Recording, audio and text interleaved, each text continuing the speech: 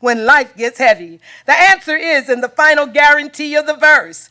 For the Lord, for the Lord, for the Lord, our God is with us wheresoever we go. The weight of the future does not rest on our shoulders. You don't have to muster up enough strength to manufacture courage on your own. The creator of the universe, the almighty God, is walking alongside of us. He isn't just waiting for you at the finish line.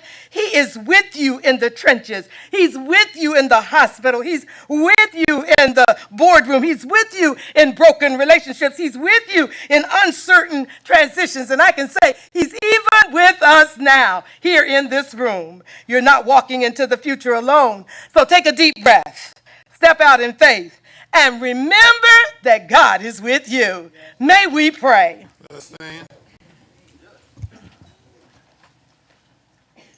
Heavenly Father, we say thank you. Thank you for the privilege of leadership and for placing men and women in authority to shepherd our country and our county. Lord, as we face this agenda, the policies, and the critical decisions that are before us, we ask for an outpouring of your divine wisdom.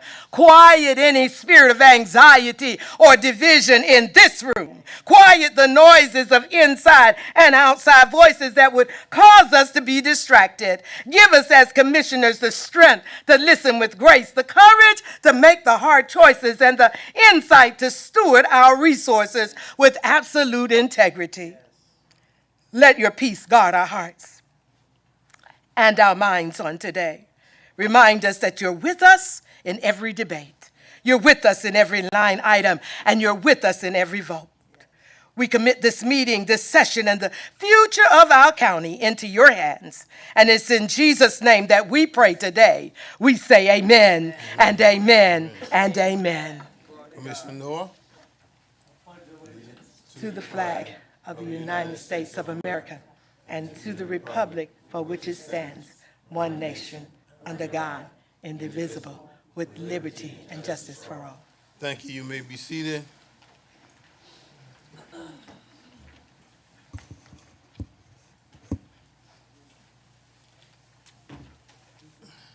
If I was in the Sunday sanctuary, I'd break out and let the church say amen. Let us have roll call. Roll call. Chester A. Ellis, Chairman. Present.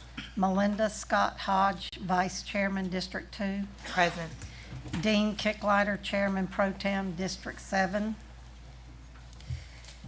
Anthony Wayne Noah, District 1. Present. Bobby Lockett, District 3. Present. Brian M. Hussey, District 5. Here. Tanya Milton, District 5. I'm sorry, you were District 4, excuse me. Tanya Milton, District 5. Present. Aaron Whiteley, District 6. Here. Marcia Buford, District 8. Here. And let me say, Commissioner Kicklight is on the way. All right, he's running a little late, but he is on the way for being here. Our next order of business in the manner that it should take is there is a public hearing that is required of us to go into.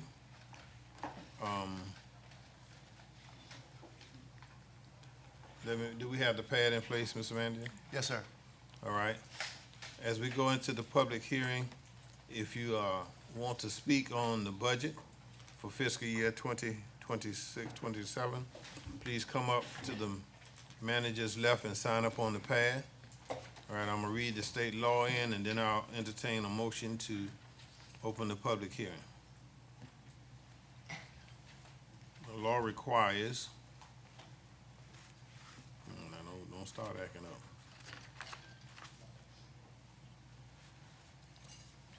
State law requires that Chatham County follow certain steps in its budget process prior to adopting an annual budget. OCGA Code Section 36-81-5. One step is for the county to provide its citizens with information concerning the proposed budget and allow citizens to be heard during a public hearing held at least 1 week prior to adoption of the budget or ordinance or resolution. a public hearing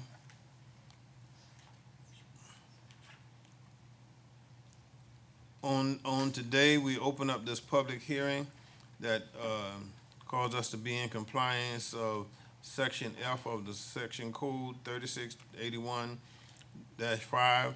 The governing authority may deem sufficient, rather greater or less than the sum proceeds in the budget.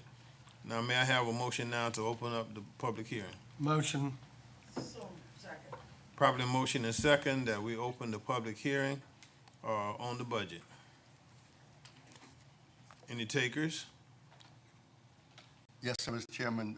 First on our list is Ms. Jen DeLong with the Chatham Savannah Authority for Homeless. All right. Ms. Long, the floor is yours.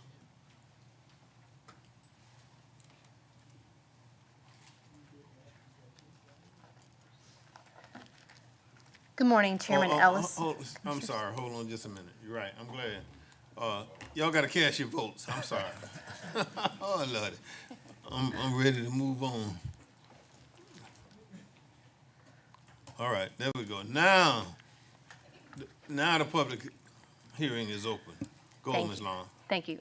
Good morning, Chairman Ellis, Commissioners. Thank you for the opportunity to be here to talk about a project in our community that's made a transformative difference over the last year, speaking specifically about reducing unsheltered homelessness in Chatham County and the city of Savannah. Your investment in strategies like street outreach and Project Hope Water has been intentional, strategic, and impactful. Because of that investment, we have made real progress in reducing unsheltered homelessness in our community. Our current contractual agreement for Project Hope Water for the last fiscal year from 25 to 26 was $297,744, reflecting the true cost of operating a safe, consistent, and effective mobile hygiene program for a high acuity, high needs population. I want to talk really specifically about some individuals who got service connected because of Project Hope Water, because we're really about the outcomes of projects and programs. It's not just about the feel good of using this as a tool for radical hospitality. The birth of this program happened in that room over there. It was strategy. It was a lot of big thinking aligned with big hearts. And how could we reach the highest needs, sometimes most difficult individuals in our community, and get them service connected? It wasn't simply about a shower. It wasn't simply about hygiene. It was really about how we got people that had been long-term homeless in our community service connected. So I want to talk about 16 individuals who got service connected and are now housed, 11 of whom are employed. That matters. And this project, there's a through line for those 16 individuals. But I want to go a step further. I want to talk about 17,000 referrals for services. That is a lot. So we have about 500 people per month that are registered in Project Hope Water. Those 500 people are case managed. An ID to get into services in the community is given to the individuals while they're on site. That project, it has logos for the county, the city, Chatham Savannah Authority for the Homeless, and the Interagency Council on Homelessness. It's a collective vision.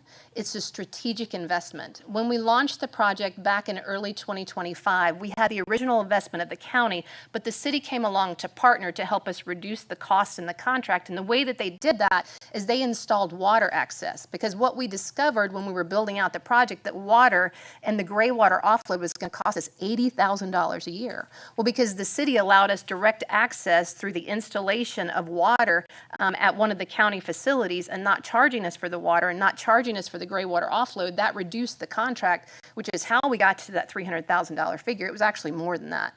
It's a very expensive project to run simply because it serves a high acuity needs population. The insurance alone is over $50,000 a year.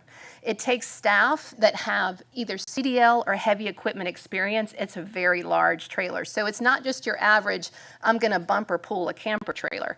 It also takes really skilled people who do intensive case management with high needs population. You're talking about people who have been, the 16 people I mentioned had been homeless for more than 5 years in Chatham County. Those 16 people had literally been on the streets of our community for more than 5 years, one for 11. 6 of those individuals had extreme diagnosis for mental health disorders. They are housed. That makes a huge difference. Service connection, 2,322 people were service connected in emergency shelter through our outreach programs, both Project Hope Water and our street outreach program. And so the proposal, and we are grateful for your investment. So maybe I should have started with a thank you. Let me start with a thank you, because this project would not have happened without you all. And this project is now such a valuable tool that our community, during the point-in-time count presentation, we reduced street homelessness by 62%. 62%. We should celebrate that. Chronic homelessness by 59%. Yes, sir. Go ahead, you got 1 minute. 1 minute. Okay, I'm going to talk really fast. Okay. Project Hope Water is a really critical tool in our street outreach methodology. It works with behavioral health units, law enforcement. It works with Renegade Paws. It works with mobile health clinics. So mobile health clinics use it for wound care and hygiene and cleaning, and we really need this project in our community to continue that strategic investment, the agreed strategic investment to reduce street homelessness in our community. There you go. Thank you.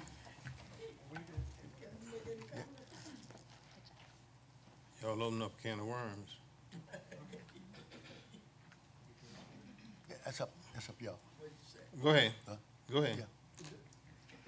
Do I understand that this was, the trailer was actually bought out of ARPA funds? I think ARPA and other county M&O funds, if I can recall.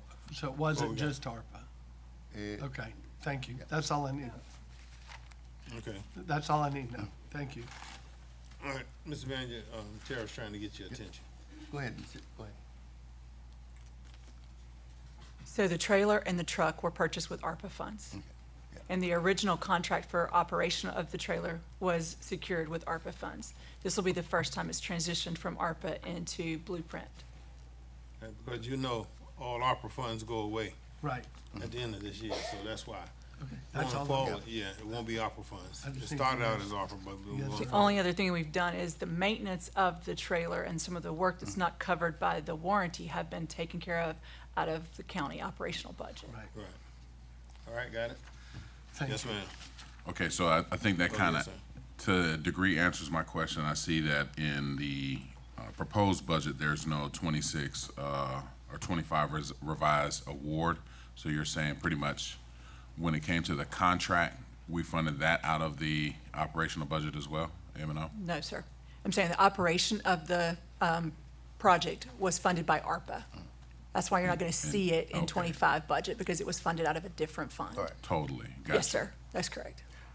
Commissioner, we knew that, that we would have to eventually fund this out of the operating budget. So we knew that going into it. But this was our commitment, along with the city, to help combat homelessness in our community. So this, in my estimation, this was a good investment for the county.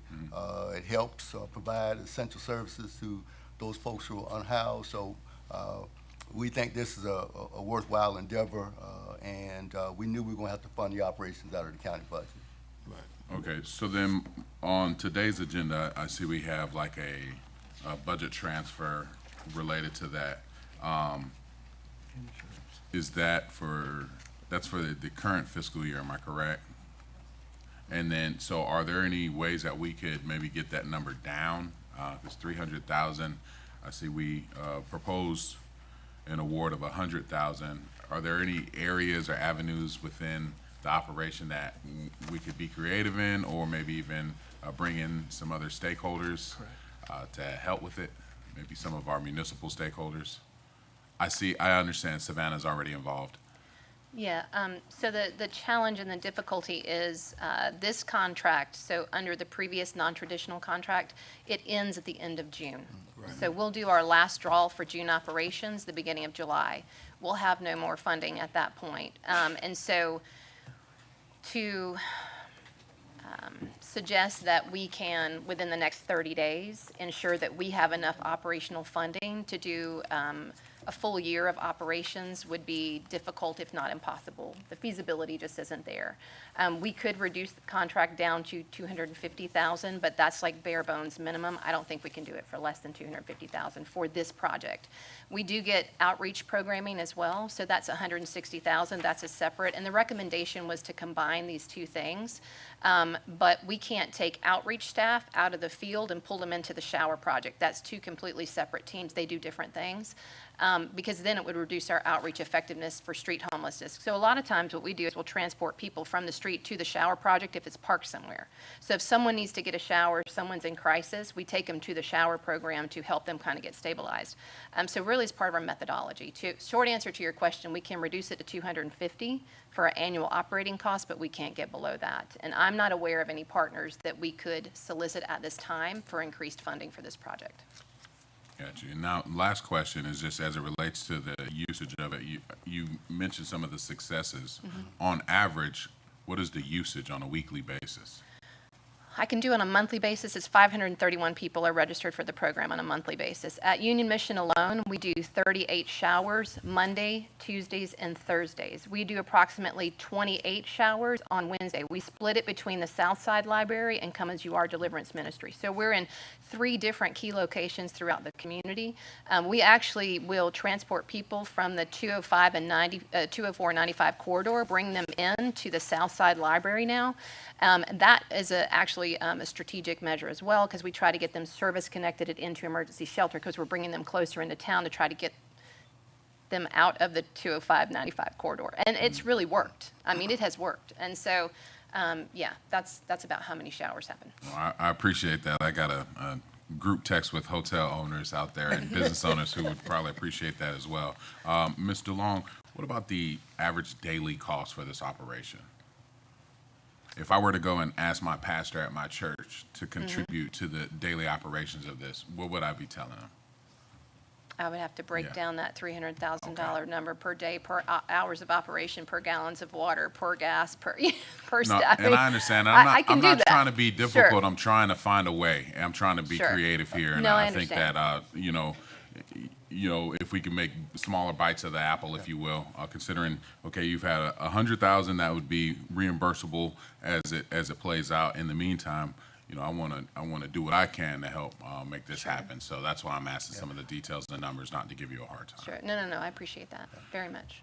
And we can get that for you. I think you may be thinking about some of the programs that say if you do, $50, this provides so much service. And I think I'll get Ms. Jennings and Mr. Long together, and we can probably provide you a number that you can publish that will say if you contribute this much, this is how many showers we'll be able to provide to the homeless population. Yes, sir. Well, thank you. And Mr. Long, to you and your board, thank you all for so much for what you have been doing when it comes to homelessness. It is visibly, helping our unsheltered neighbors. It is visibly apparent, and I know oftentimes thankless. So I appreciate what you guys are doing.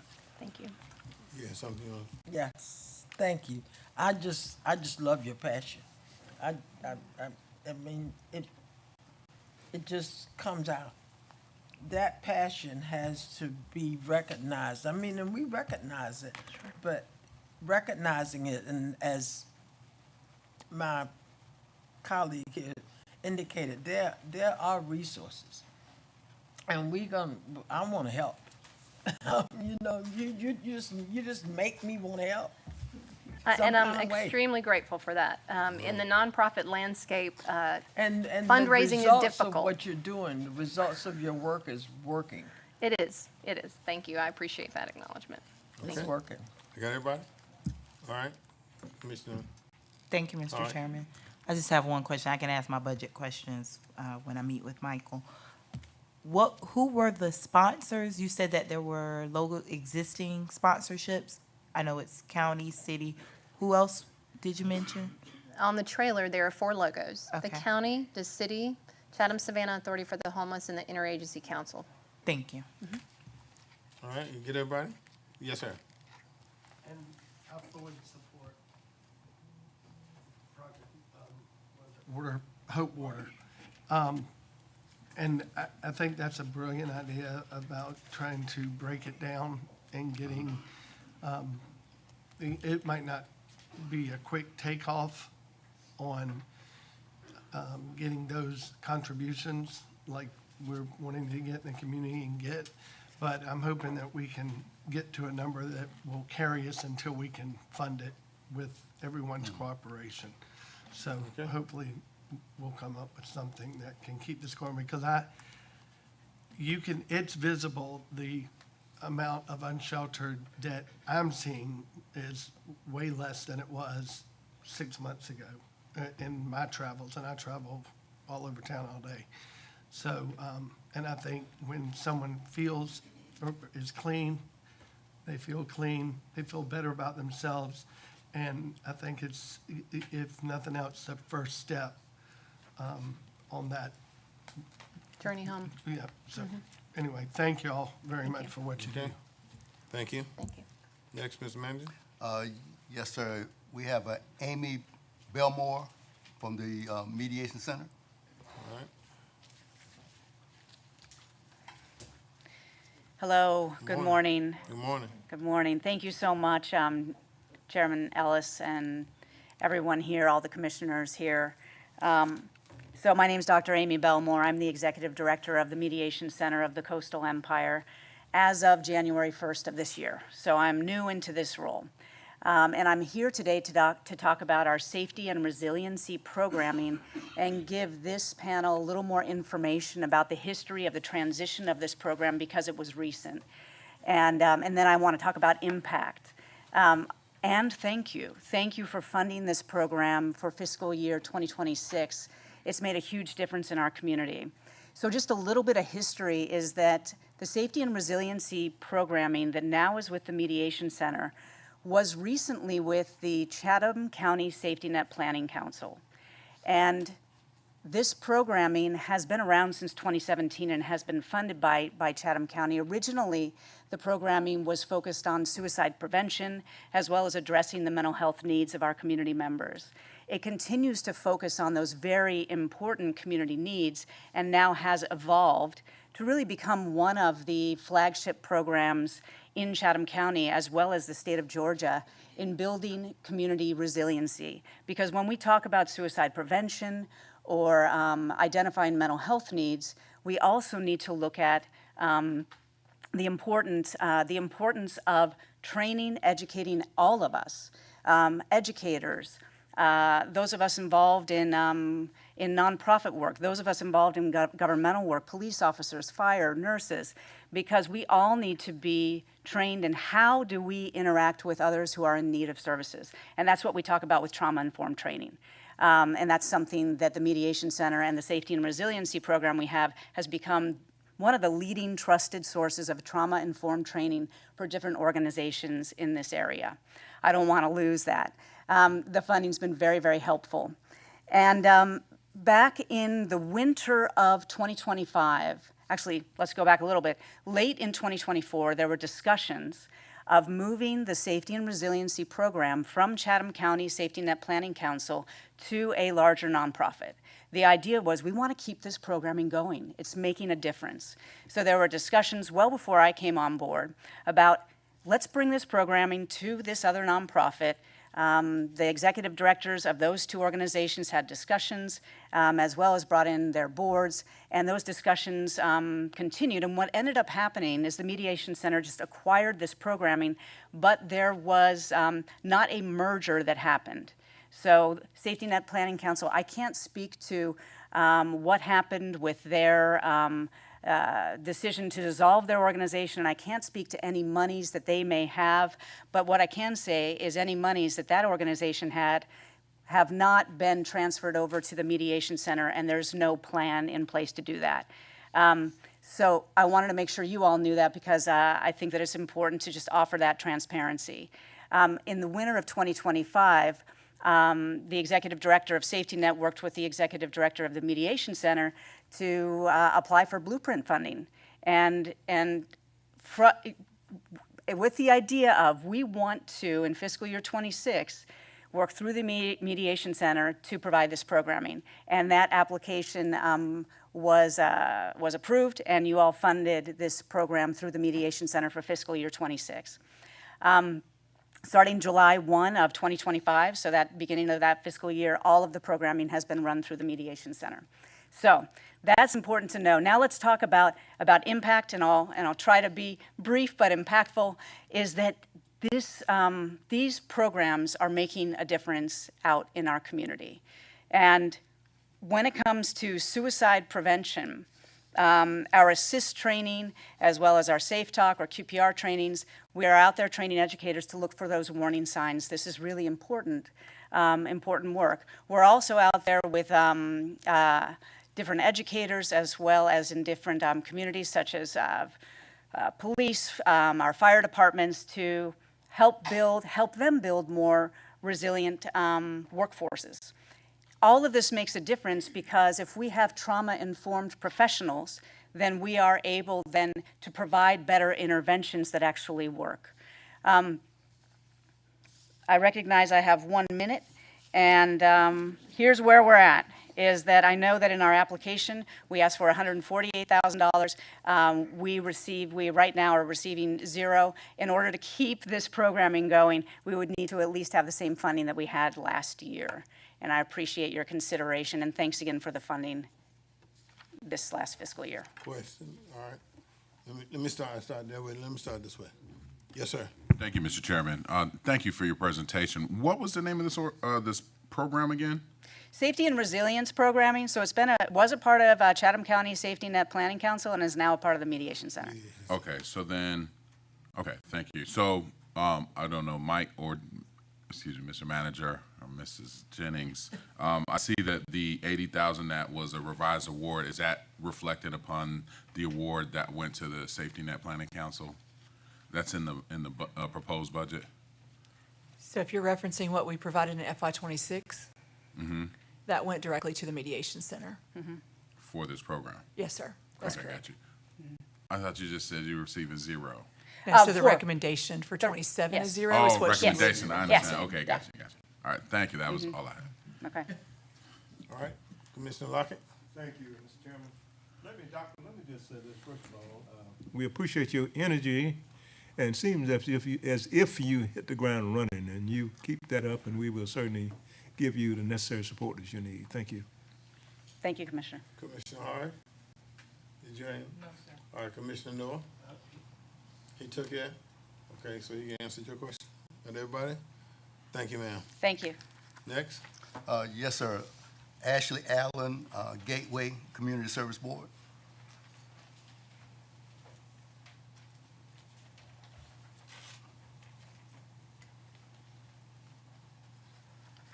Hi, good morning. Good morning. My name is Dr. Ashley Allen, and I am the Chief Executive Officer of Gateway Community Service Board. I'm here today on behalf of Gateway to express our sincere gratitude and thank you to the Chatham County government for your continued partnership and investment in behavioral health services in our community. Your support has made a meaningful and measurable impact. Since opening its doors in 2020, Chatham Behavioral Health Crisis Center has served 5,423 individuals as of May 1st, 2026. In 2025 alone, the BHCC served 1,405 individuals. Every one of those numbers represents a person who needed help during a crisis and was able to receive care locally, quickly, and compassionately. The success of the Behavioral Health Crisis Center would not have been possible without the county's vision, leadership, and ongoing financial support. Chatham County has consistently recognized that behavioral health is public health, public safety, and community well-being. We also want to thank the Board of Commissioners, County Manager Michael Kager, Tara Jennings, county staff, and our legislative partners for the tremendous support provided during the planning and development of Gateway's new Child and Adolescent Behavioral Campus. The county's $1 million investment and advocacy efforts were instrumental in helping to secure state capital funding for this transformational project. Because of that partnership, coastal Georgia families will soon have expanded access to outpatient services and crisis stabilization services specifically designed for children and adolescents right here in our community. We are also incredibly grateful for Chatham County's continued sponsorship and support of our annual Coastal Georgia Mental Health Symposium.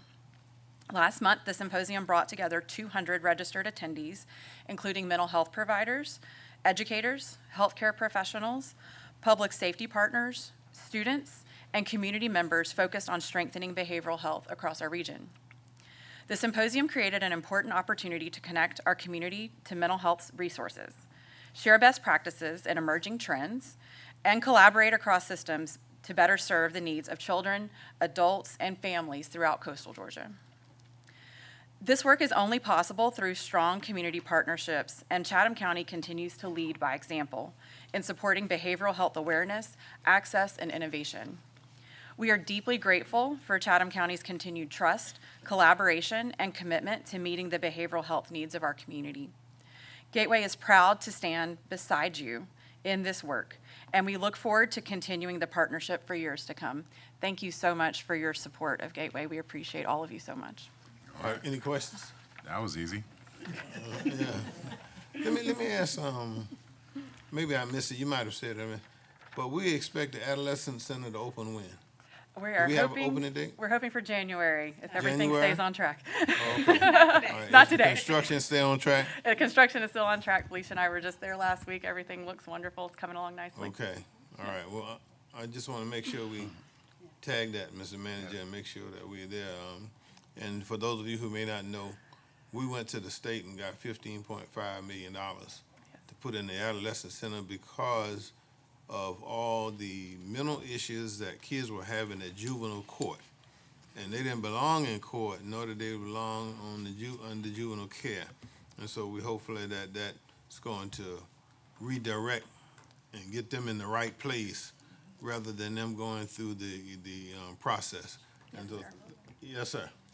So this, am I looking at the right number, that's 725,000?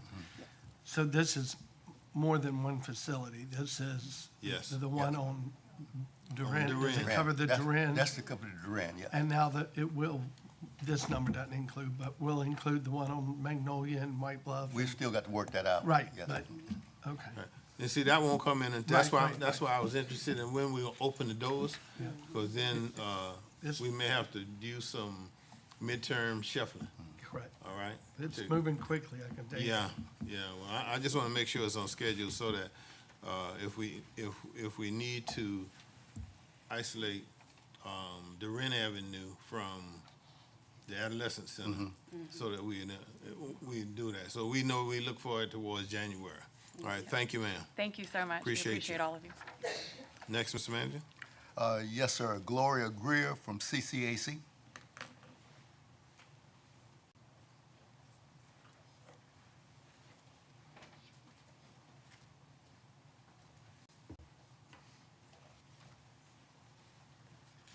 Good morning. Good morning. My name is Alexis Mack, and I'm a therapist at Coastal Children's Advocacy Center. And with me today, I have. Gloria Greer, the office manager for CCAC. Oh, can you hear me now? Okay. Yes, so we work at Coastal Children's Advocacy Center, which is an agency that provides free counseling services from the age of 3 to 17 and are non-offending caregivers. We have been open more than 30 years, and this money, which we appreciate and we thank you for, is investing in our counseling services. A lot of times when people think of counseling, they think of two people in one room and they're working through trauma, right? But trauma expands throughout our community, throughout the schools, teachers, everyone in some way, fashion, or form is affected by trauma. And so this provides us to get into the schools to have conversations. It gives us the ability to work with the family. And when I say family, I'm talking about all the siblings, the non-offending caregivers, what a lot of times is grandparents who have not had kids in a while in their house. So that's the psychoeducation that we have to provide. Hey, let's start over and figure out what we need to do for you to provide for these kids. It talks to the single mom. It talks to the single dad or the parents who haven't experienced this before. So what we do is provide services, psychoeducation, and make the community a better place by prevention and by warning signs. What does it look like when a child's being abused? What does it look like if a child's just acting in a normal way? And so we provide those services. And like I said, it goes more beyond the trauma and it goes more beyond the room. And so I thank you, and I'm open to questions. Yes, sir. quick question. What other funding sources do you have besides Chatham County? Yes, that's a question for Ms. Gloria. Say again? What other funding sources are there other municipalities? Are there, Grants, grant, I mean, what funds it besides this?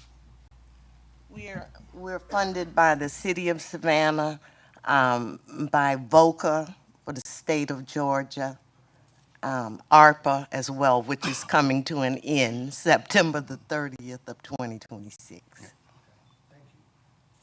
all right, any other? Yes, sir. Thank you, Mr. Chairman. Thank you, ladies, for what you do. Do you all, so you're a 501c3? Yes. And do you all have a relationship with Gateway as well? I heard you say you're funded by the state. Do you have a relationship with our local Gateway folks?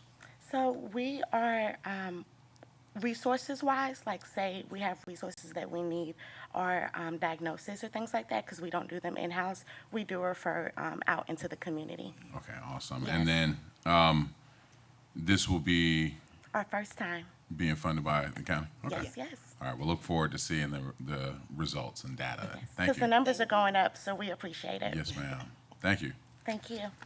Are you all connected with the front porch as well? Yes, I actually just did a training there 2 weeks ago. Okay, good. Yes, good. so I just we're- want to make sure. All right, thank you. Thank you. Next. Commissioner Locke? Oh, Commissioner Lockett, I didn't see you. Yes, sir. Our headquarters, so we have 2 locations. We have a Hispanic Outreach Center that we also opened up, and so we're close to Midtown. So I can't disclose the actual location, yes. But we have 2. We have our main office, which we do the forensics in, counseling groups, and then we have our second one that also has a therapist and family advocate, Hispanic family advocate, excuse me, and Ms. Gloria. Yes, yes. All right, got them all? Okay, thank you. Thank you. Thank you. Next, Mr. Manager. Yes, sir, Mr. Chairman. And I don't want to mess up this last name, but it's Jeffrey from 100 Miles. No worries, Mr. Manager. That's a frequent occurrence in my life. My name is Jeffrey Beauvais. Work for 100 Miles. I'm a North Coast advocate. Thank you for the opportunity to comment on the proposed FY27 budget. I'm here today on a more aspirational note. I'm hoping that the county will consider amendments to provide appropriations to reinstate the Resource Protection Commission and recapitalize the Resource Protection Fund.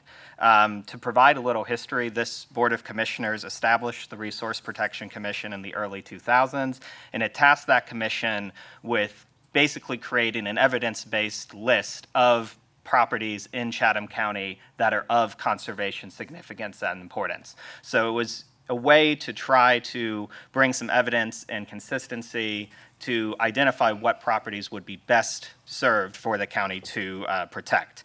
The Board of Commissioners could then use that Resource Protection Fund to pursue conservation action on those parcels, whether it be easements, direct acquisition, restoration activities, things like that.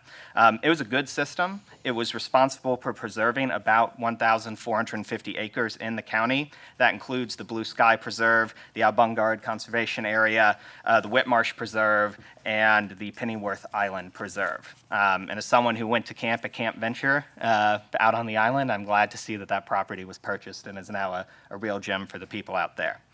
The commission and fund are still technically on the books, but unfortunately they have not received appropriations by my estimate since 2013. And a lot has changed since then. Our county's population has grown and it will continue to grow. Industrial pressures continue to affect us, especially out in western Chatham County, and we have been hit by 2 hurricanes. The need for conservation in Chatham County is at a peak, and a Resource Protection Commission will allow the county to rise to that moment. Preserving green spaces, forests, wetlands, and marshes has numerous benefits, things like ensuring that we have healthy habitat for wildlife that supports our tourism operators, our recreational and subsistence fishers, and our wildlife enjoyers. Protecting the riparian areas along drinking water sources, which is especially important as the county and city look to the Savannah River for more sources of fresh water. It also provides protection of natural spaces for the absorption and management of stormwater and flooding, maintaining corridors for marsh migration, tree canopy to protect from extreme heat, and other forms of climate resilience, and providing access to nature for passive recreation or culturally or in historically important practices. Chatham County is already a leader of conservation in coastal Georgia, and reviving the Resource Protection Commission and Fund will continue that legacy.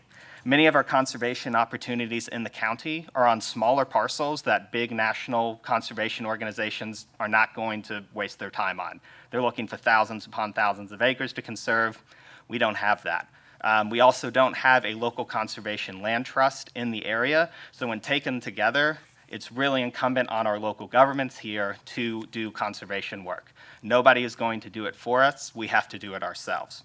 So thank you again for the opportunity to speak. Chatham County has done good conservation work, but unfortunately there is always more to do. And please consider to amendments to the budget or in future budgets to recapitalize and reinstate this fund and commission. Thank you. All right, any commissioner to my right? Commissioner?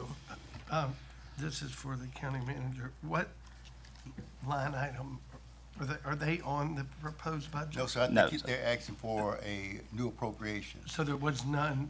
Not for several budgets, and we're gonna relook at that.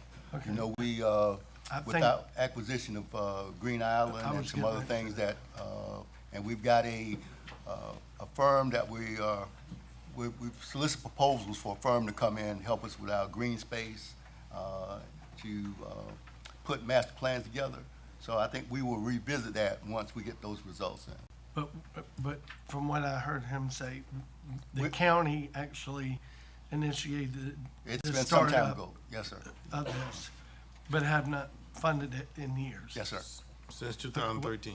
Right. I think I was a very glad and big supporter of Green Island and, you know, the blue sky out there on 204. I mean, we're either gonna save it or it's gonna be a warehouse. And we just need to get, I think we need to support this organization. All right, anybody else to my right? Left? Yes, sir. Thank you, Mr. Chairman. So, Mr. Manager, how were appointments made to that commission? Now, that I don't have with me. We'll have to get that to you. Look that up. Whether did we create it, or this body create it, or did the state create it? I think we created it. Okay. But let me verify that. I need to get you that information, like I said, I don't have it here in front of me. Yes, sir. I'll get I that understand. And I would just like to go on record in saying if we are bringing in a third party, I think maybe even if we don't necessarily put funding, I think it'd be a good practice to at least make some appointments to work with our third party to make sure that we have community involvement in the evaluation of our conservation. And I am proud to hear him mention blue sky, big sky, as well as Bungar, because they're in the beautiful 6th District, Uptown Savannah, Georgia. Here we go. Thank you. Here we go. Here we go. Might I just say that the appointment, the slots for the appointment that the board makes do include a good variety of, you know, nonprofit, industry, and governmental representatives from my recollection. So the nominating criteria are there for good community involvement. All right. Two things that come to mind. I got everybody now? All right, two things that come to mind. I think that we have to look at our resiliency program, all right? And we need to look at how it fits into the blueprint and where it fits, all right? So that's information you need to get back to the commission. Yes, Thank you, sir. Thank you. Now? That's all that have signed up, Mr. Chairman. All right. If that's all that have signed up, anything else we need to do under the law? All right, so let me have a motion to close the public hearing. Motion to close. Second. Properly motion and second that we close the public hearing. You ready for the question? Please cast your votes. All right, thank you. We go on now as we move forward with proclamations and special presentations, and the Queen is here. If you come up to the mic.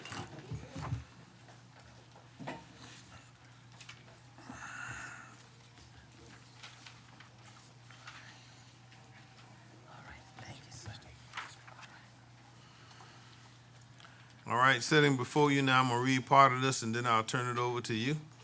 All right. the County of Chatham, Georgia proclamation. Whereas the Gullah Geechee people are descendants of enslaved Africans from various ethnic groups of West and Central Africa that were brought to the New World and forced to work on plantations of coastal South Carolina, Georgia, North Carolina, and Florida. And whereas the African people population populated the island of the regions which have already been occupied by indigenous people, for which many of the sea islands have been named, including the island of Ossabaw, Hutchinson Island, Tybee, and beyond, as well as areas such as Yamacraw, Pinpoint, which became the home of these African people who came to be known as Gullah Geechee.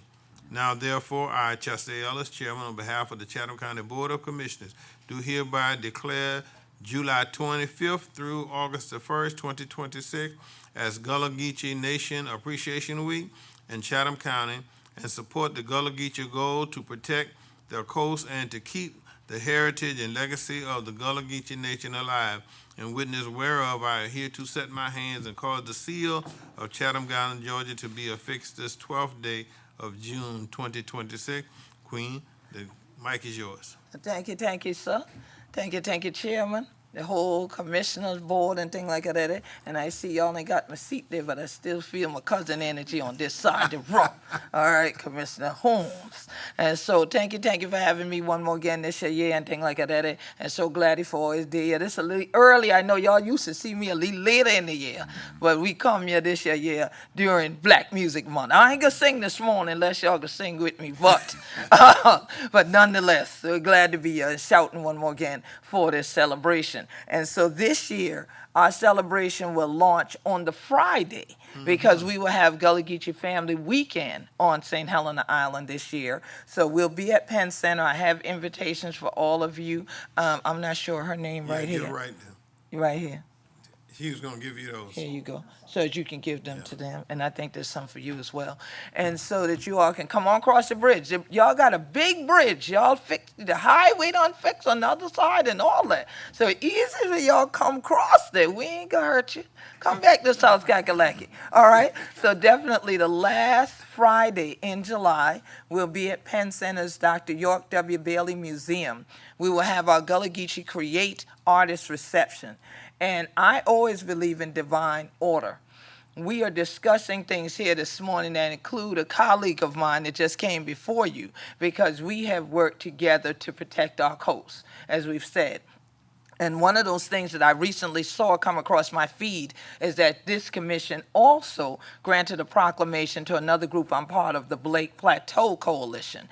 And so I'm very happy to know that Chatham County is taking seriously the environmental protections for our coast. So I'm very happy to hear about that because without this coast, you have no Gullah Geechee culture. We are inextricably tied to the land and the waterways here. So it's critical that we continue to protect these places so that we are not just repeatedly saying, oh, the Gullah Geechees say the water bring we, the water going to take we back. Well, we have another level of water with sea level rise that's taking away a lot of things. We have a lot of things polluting our waterways. So it's critical that we keep these places healthy because they are so sacred, especially to us. And so when we talk about Blake Plateau, we are talking about the Middle Passage. We are talking about the area that many of our ancestors' bones literally lie down at the bottom of the Atlantic. And in being a part of that coalition for these years and going to Washington, D.C. to advocate for it, for protections for it, I found out there is a coral called black coral. And I said to them in D.C., well, that sounds like that's my ancestors' bones that enriched the depth of the ocean and became part of that black coral. And it's literally embedded there. And so I was so happy to see Chatham County stand up and say they support that, and then to know we will come in here, that you will continue to support the Gullah Geechee Nation in our celebration. So the last Friday in July, I'm going to look for you that evening. Come stay overnight because then Saturday at noon at the same place, Penn Center, but at Frizzell Community House, we will go on with Gullah Geechee Family Day. And so I passed you the invitations. Others who want to come over, it's open to everybody in the public. You can go to GullyGeecheeNation.com and follow us. And remember, N and no I and Geechee if it a we, okay? So please spell it correctly. And so, as usual, I have somebody here. I don't know if y'all know him or not. We try not to. You try not to. Dr. Amir Jamal Teray, whose roots, of course, stretch over from Chatham County back over to my county, Beaufort County, South Kakalaki. So my brother, Dr. Amir Jamal Teray, I guess I'll own you for today. They trying to throw you away, so when they finish with you, they can give you back to me. All right, go ahead. You want to say a few things? Take him to Mitchellville. Oh, yeah, and leave them there.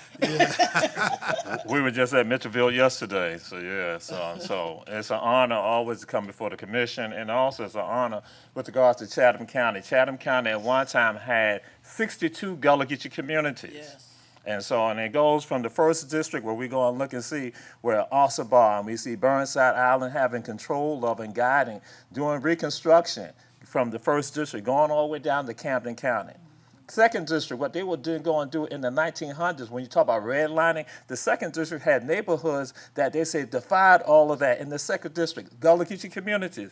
Then we go to the third district. The third district, they will produce Gullah Geechee people and others who will now become the predecessors of the NASA space program. Right out of that, the third district. And then we go to the fourth district. We look at with regard to what they call the Underground Railroad. We look at, again, amusement right there in the fourth district, going on all the way to Tybee Island and looking at what our people did for freedom, black soldiers being right there at Fort Pulaski.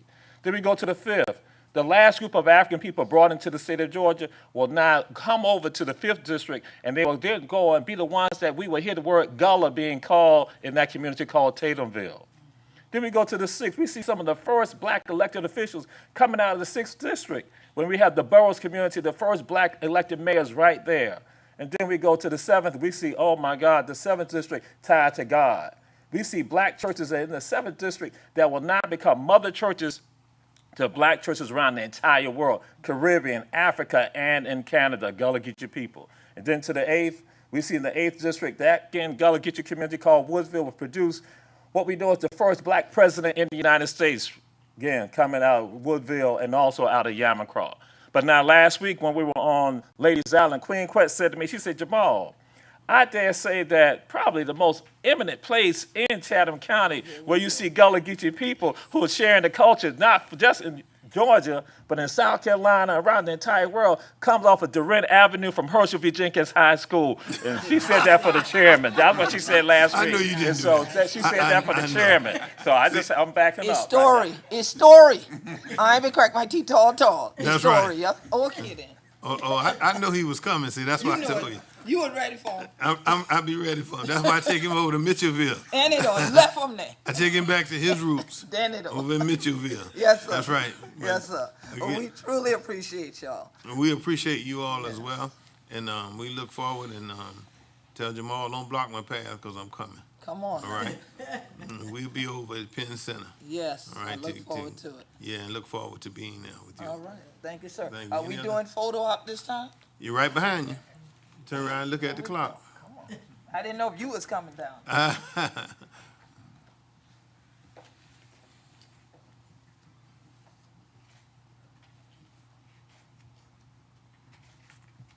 All right, stay there. Let your photographer get in.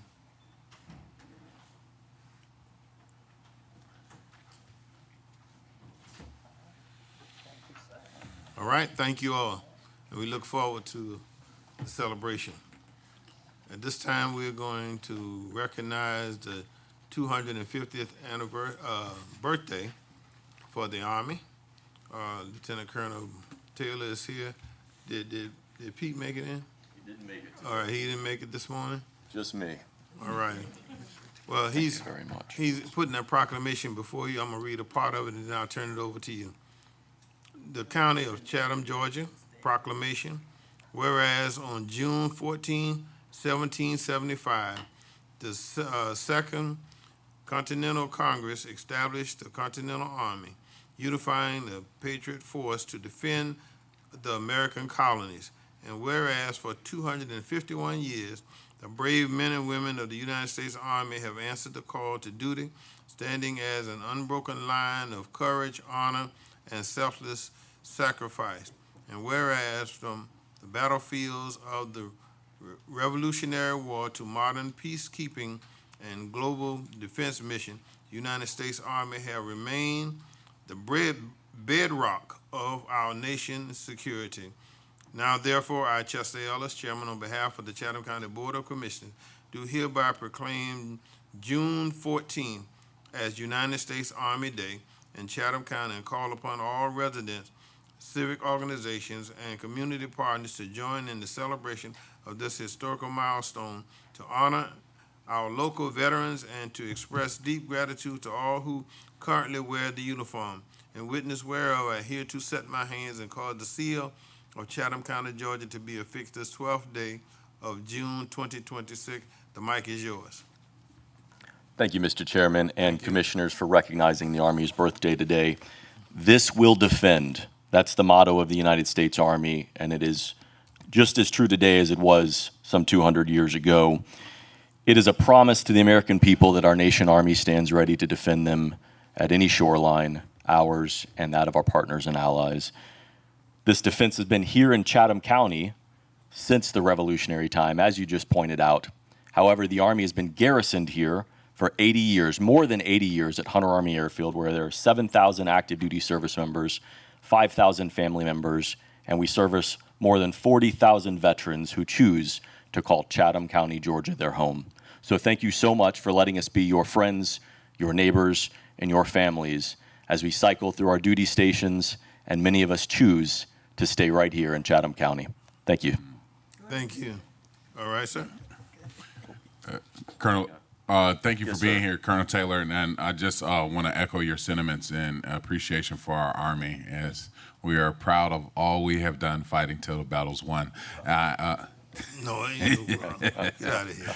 Yeah, it is hoorah. And but I will say also, you know, the storied history of the Army here in Chatham County is just such, it's woven into our community's fabric. And so, you know, you along with all of your predecessors, as well as those who are to come, you know, I just look forward to continuing to work with you and serve in our community. But most importantly, thank you all and your families for serving our nation, because oftentimes the guys in the uniform get all the love, but our families are right there with us. So thank you for your service, sir.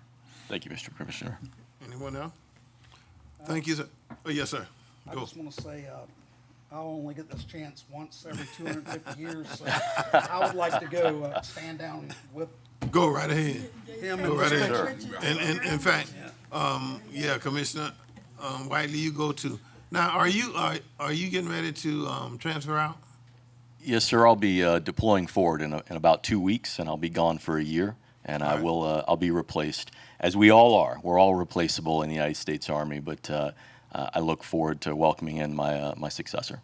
All right, make sure that my contact information is given to the new garrison commander coming in. Yes, sir. All right, because there's some things that we came out of DC with that we need to make sure you're aware of and make sure it's going on about Hunter. Okay. Absolutely. All right. If you turn to face that clock. Let's do a picture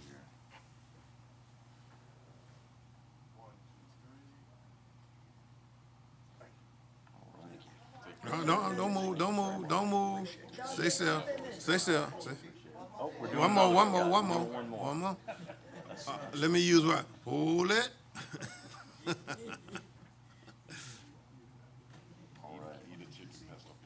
Yeah. Okay, fair enough. All right. Thank you. Thank you. At this time, we're going to have a presentation by Peachtree Government Relations, given by its principal, Don Bowler.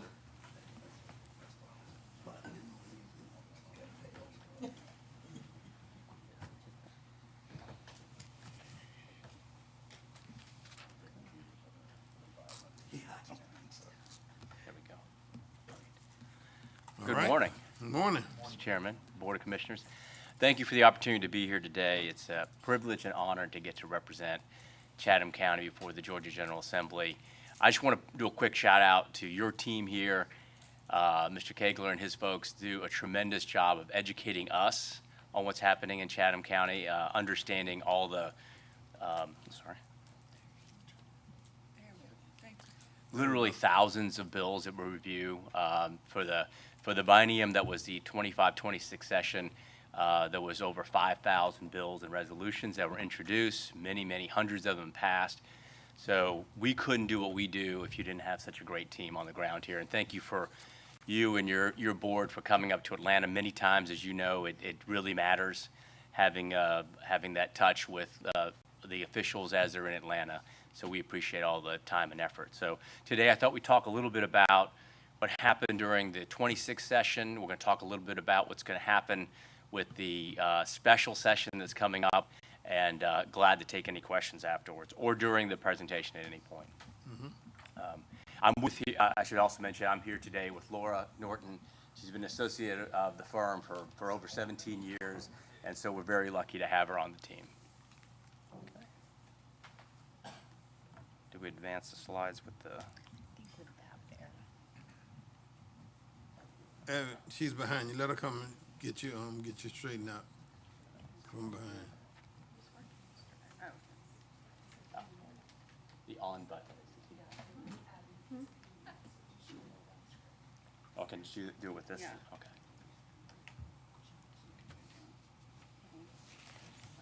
Oh, I need to actually start the presentation. I think that's why. Oh, there it is. Perfect. Thank you. Thank you. I'm not the best when it comes to technology, so thank you. So this is the team, the Peachtree Government Relations, that represents you all down at the Capitol. We've got a great group of folks that watch everything, read every single bill, make sure that you're aware. Hopefully you've been getting our reports that we send out every Friday during the session. We will be getting another report after this special session as well. A few bills that directly affect Chatham County. So we'll talk about local legislation first, and we'll talk about some other general bills.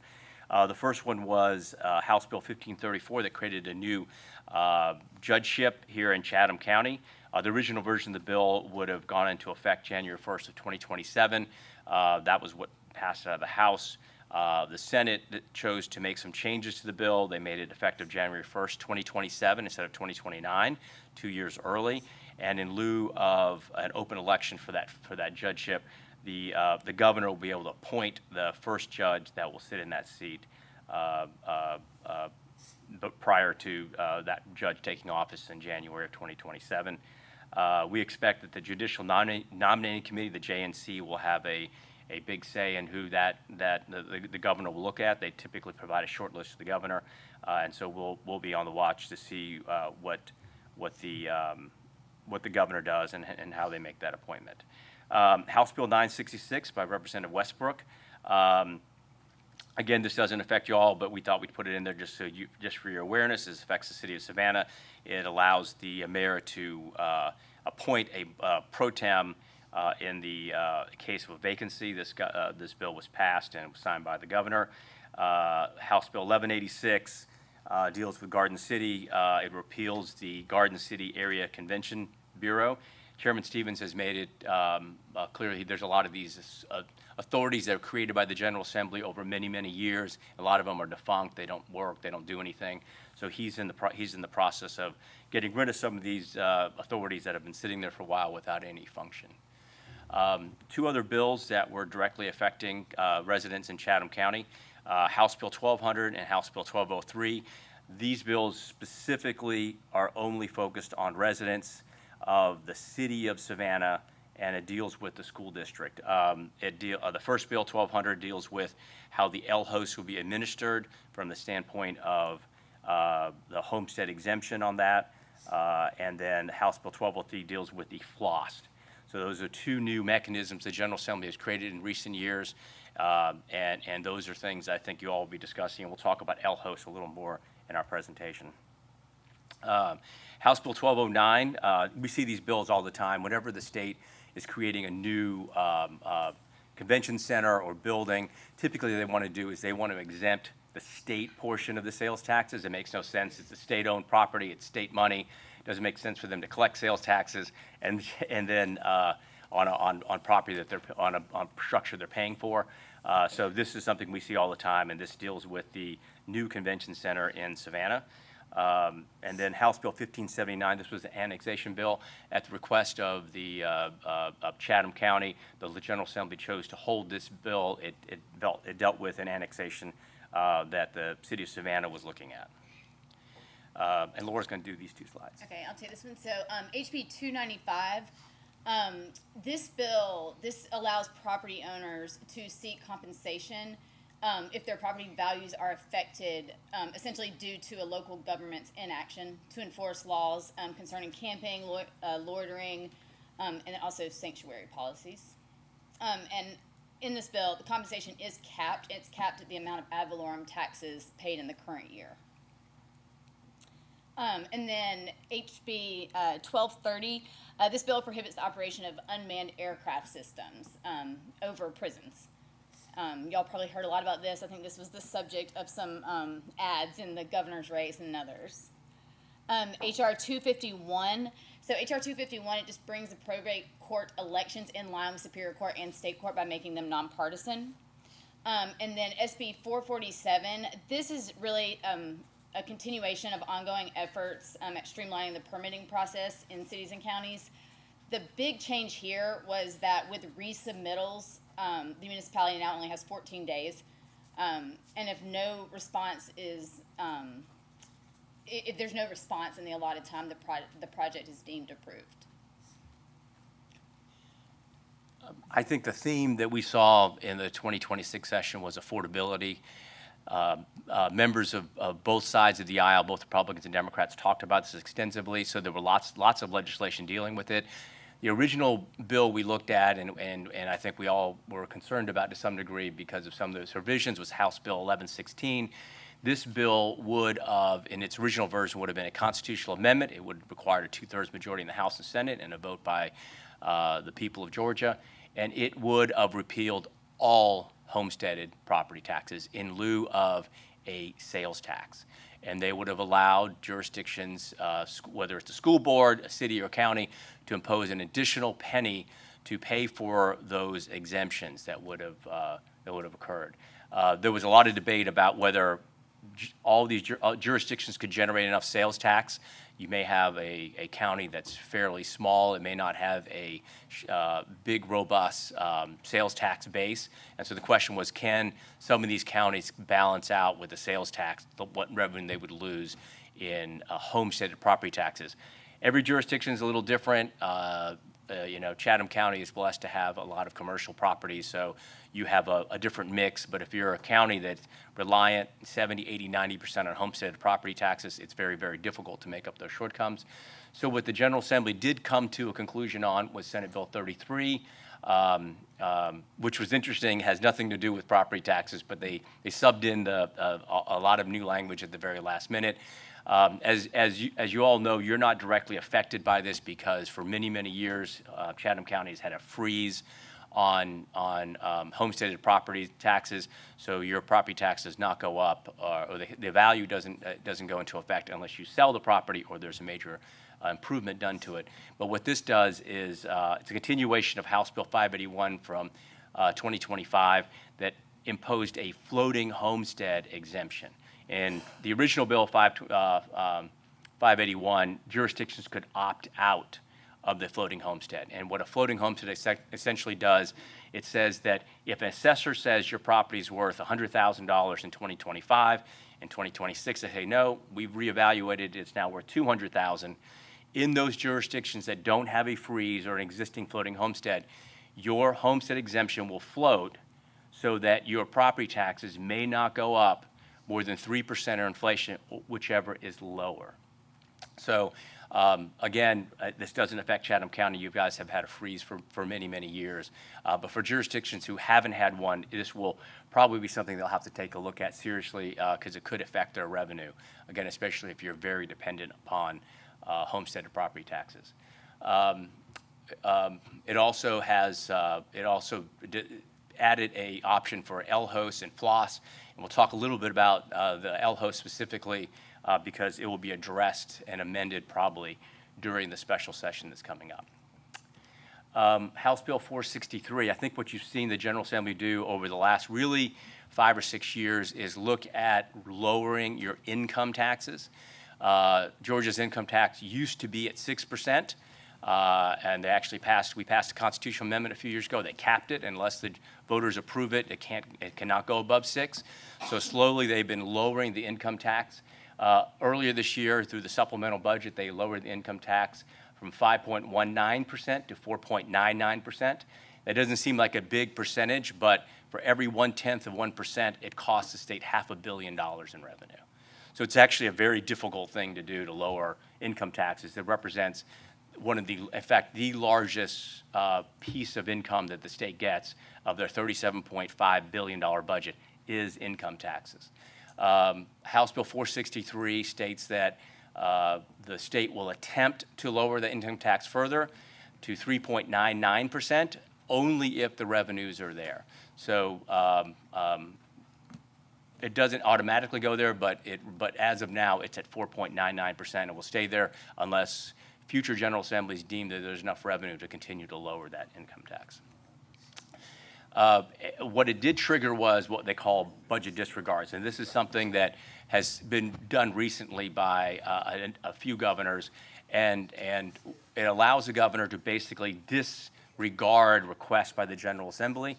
In this particular session, Governor Kemp decided to disregard over $300 million in new expenditures that were directed by the General Assembly. His rationale was that if you were going to try to lower your income tax from 4.19% to 3.99%, you need to start looking at ways of doing it, and so he did it by cutting $300 million in spending. There were a lot of things in there that were important. One item in particular we'll talk about in a second does directly affect Chatham County. HB 376, this bill would have expanded the historic tax credit for, it would have doubled it from 30 million to 60 million. And this bill, so really tax credits in general took a hit this year. Many were eliminated, none at this point were expanded, and there were no new tax credits that passed either. So this was actually the historic tax credit, because the return on investment has been so strong, and that's been proven over and over again.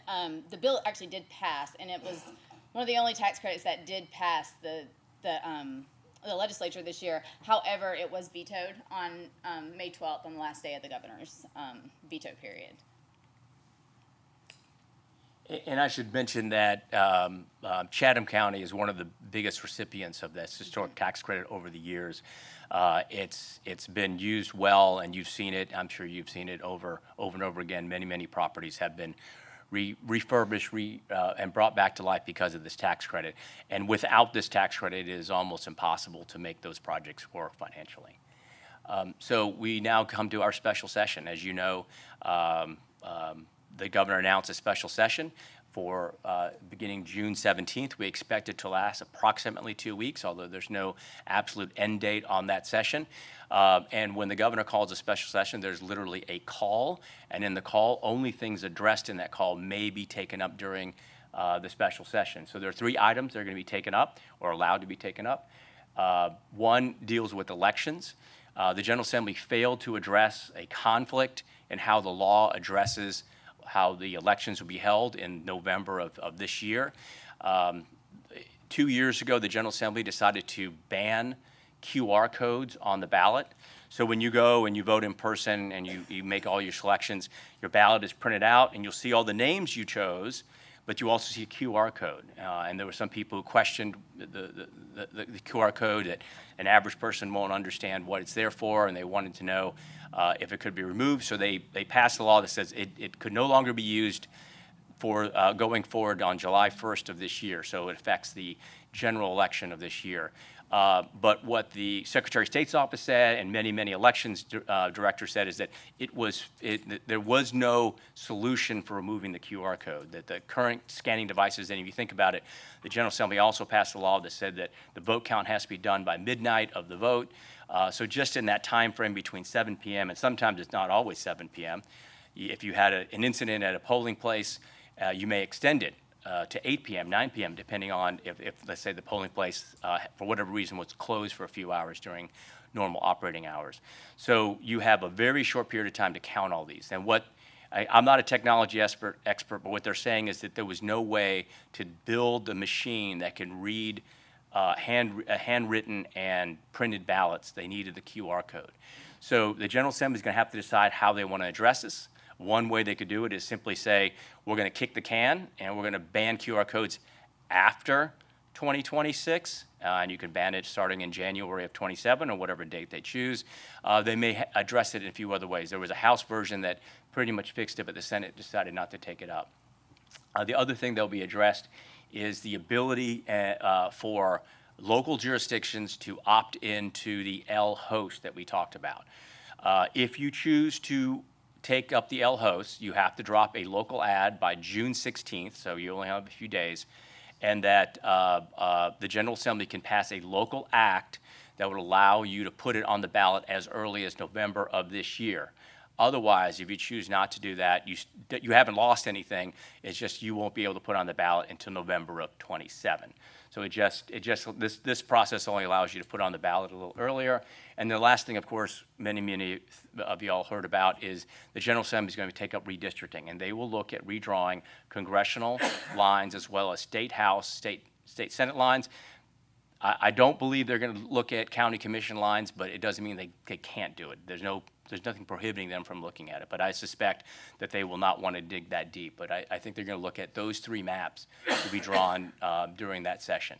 And then we just thought we'd put this slide in there so you can see some of the things that are coming up. As you know, we're in a runoff that ends on June 16th of this year. The early voting for the general election will begin October 13th through October 30th, and of course the 2026 general election will be November 3rd, and if there is a runoff, it'll be December 1st.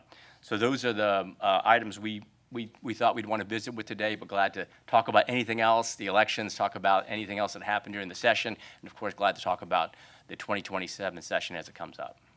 All right, anyone to my left? All right, Commissioner Whiteley. Thank you, Mr. Chairman. Good to see y'all, Peachtree Group. Two questions. One is in reference to the HB, was it 295? 295, the bill that allows folks to sue government in reference to enforcement of panhandling, loitering, and things of that nature. Does it, the legislation offer any type of process to, in essence, mediate that prior to it going to courts? That's a great question. It's pretty non-specific. I don't know if you want to talk about it. No, it is. It's non-specific. So I don't know exactly what the legislation recommends for that, but we will definitely get you an answer on that. Yeah, it's a crazy act. Yeah. I mean, it doesn't provide any legs or arms to it. And it was not well received by ACCG or the Georgia Municipal Association. All right, and then my last question, just in reference to the special session, I heard you say if it wasn't on the list or what was called, then it can't be taken up.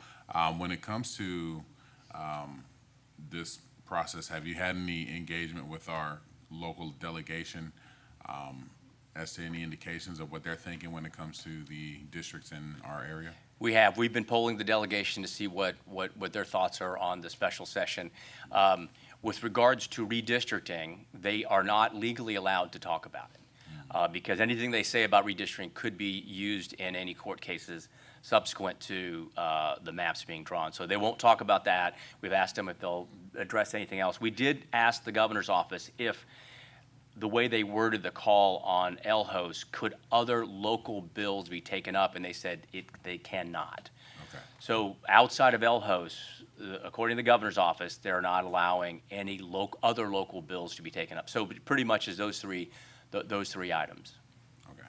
Thank you, y'all. All right, anyone to my right? All right, thank you all. Great. Thank you. Appreciate it. Thank you for the job you did. You're doing.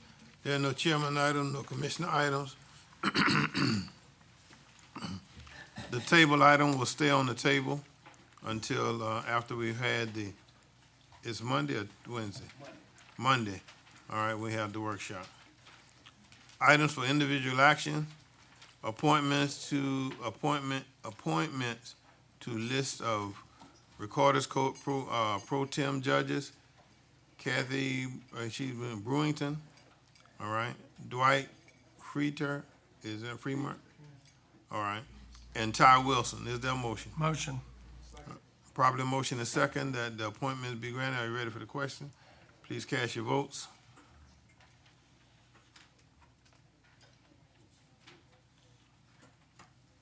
All right. To request board approval of the following budget amendment and transfer, one in the general fund, A, transfer $100,000 from Greenbrier to transfer out to the CIP fund. B, transfer $72,125 from Blueprint Grant Contingency to increase $50,000 in the Chatham Savannah Authority for the Homeless Project Hope. Water increase $2,125 in the Consumer Credit Counseling Home Builders Program. Increase $5,000 in the Home Builders Program and increase $15,000 in transfer out to the CIP fund. C, transfer $256,000 from Public Works operating account to transfer out to the CIP fund. 2, in the multi-grant fund, A, increase revenue and expenditures, $293,942 for the Criminal Justice Coordinating Council Bynes Grant. B, increase revenue and expenses, $60,000 for the Georgia Emergency Management Agency K-9 grant. 3, in the Capital Improvement Program Fund, A, increase transfers in from the general fund, $100,000 to increase the Greenbrier renovation project. B, increase transfers in from the general fund, $15,000 to increase the West Broad Street YMCA project. C, in the increasing transfer in from the general fund, $256,000 to increase the SSD road maintenance project. D, increase miscellaneous revenue, $1,402,500 to increase the Georgia Municipal Community Improvement Project. E, increase state revenue, $1,243,786 to increase in the LMIG and engineering project. Is there a motion? So moved, Mr. Chairman. Second. Properly motion is second. Are you ready for questions? None. Please cast. All right. On our action calendar, we ask that number 10 be excluded. So may I have a motion to approve everything except number 10? So moved. Second. Properly motion is second that the action calendar be granted in its entirety without number 10. Ready for the motion? Please cast your votes. All right. First readers, and we'll have the first reader, if we have anyone who wants to comment, all right, come sign up on the pad with the manager. Present the 2026 revenue ordinance for adoption. To the petitioner, Josh Yellen, agent for Skidaway Health and Living Services Incorporated, is proposing to rezone 85 and 95 Skidaway Island Road from planned unit development and instructional environmental overlay and instructional professional environmental overlay to planned unit development multifamily environment overlay. MPC file number Z 0426000617, PIN 10219010004, 10219010007. The MPC recommends approval, District 4. All right. The petitioner, is there someone who signed up to speak on that one? Not on number 2? Okay. The petitioner, Kelly Walden, agent for St. Andrew's School, is proposing to rezone 27 Sapelo Road from one-family residential environment overlay to planned unit development institutional environment overlay, MPC file number Z 0424000619, pin 10077090007. The MPC recommends approval, District 4. Now, did somebody sign up this? No, sir. All right, so we don't have any who want to speak? All right, so now they're read into the records. Let's go on now to the second reading. Amendment to Chapter 21 entitled Health, Safety, and Sanitation to add Article 14 entitled Community Redevelopment Area Tax Increase Program to address blight properties within unincorporated Chatham and to provide other lawful proposal of the Chatham County Code Book. All right, now, we do have to have a comment or Yeah, we can. public hearing. Yes, sir, we're going to entertain public comment. All But right. first, I would ask that Assistant County Attorney Reggie Martin, he's going to give a brief overview to the board before we have public comment. Oh, okay, all right. Let's go to that and then we go to public comments. Good morning. Morning. What you have before you is a ordinance to address blighted properties within the unincorporated area of Chatham County. Now, this is a matter that has been addressed in various communities throughout the state of Georgia, from the city of Augusta, city of Macon, Atlanta, Georgia, even Savannah, Georgia has their own blight property or blight tax ordinance. This comes out of a Georgia statute dealing with urban development, whereby if you find areas in which there are conditions of slum, conditions of blight that are found to likely spread and cause harm to the greater community, is empowering governments to be able to do something about that, also to encourage private owners to do something about their properties. In many of the communities that we've seen where you have owners who have large parts of property, but they pretty much sit neglected. Lawns grow, nobody's actually in the residence. There's pretty much, it becomes a site for more of a slum, drug use, criminal activity.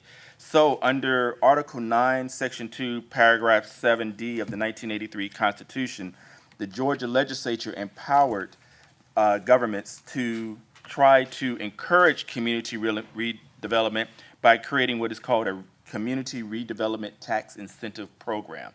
And it's just that, it is a tax incentive program, meaning that if you find a property that is maintained in a blighted condition, and the statute goes into further definitions of what blight is, but specifically uninhabitable, unsafe, or abandoned structure, inadequate provisions for ventilation, light, air, or sanitation, or it could be an imminent harm to life or other property due to the state of the property.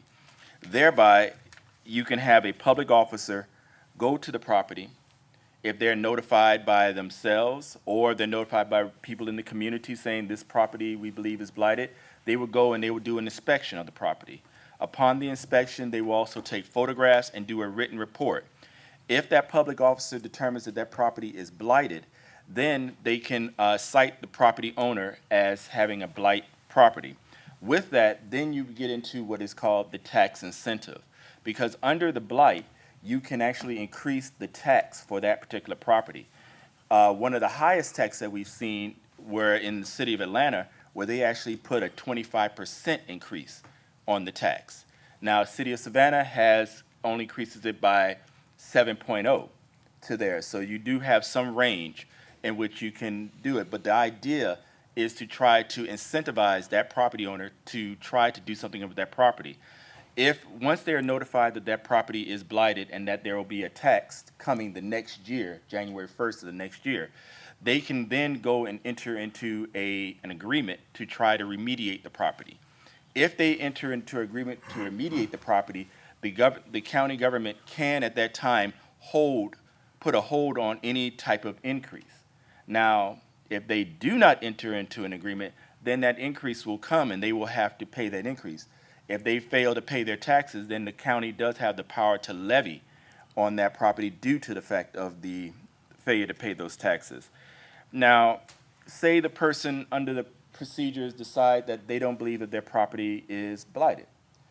They do have due process rights where they can appeal. And they can appeal it to the magistrate court. And at that time, the magistrate court, the county officer will then go and do their presentation of why they found that property to be blighted. And at that time, they will present their evidence, their documentary evidence, photographic evidence to determine, and it's by a preponderance of the evidence that the judge will make the determination whether or not the property is blighted.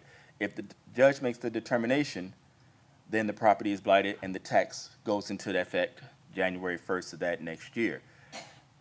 They still have further appeal rights where they could also appeal it to the Superior Court as anyone could from a magistrate court ruling. But be that as it may, this gives the county government an incentive to be able to try to address blight within the unincorporated areas. Now, let's say you have a person who was hit with the tax, but they've now addressed the property, and the property is now in a great condition.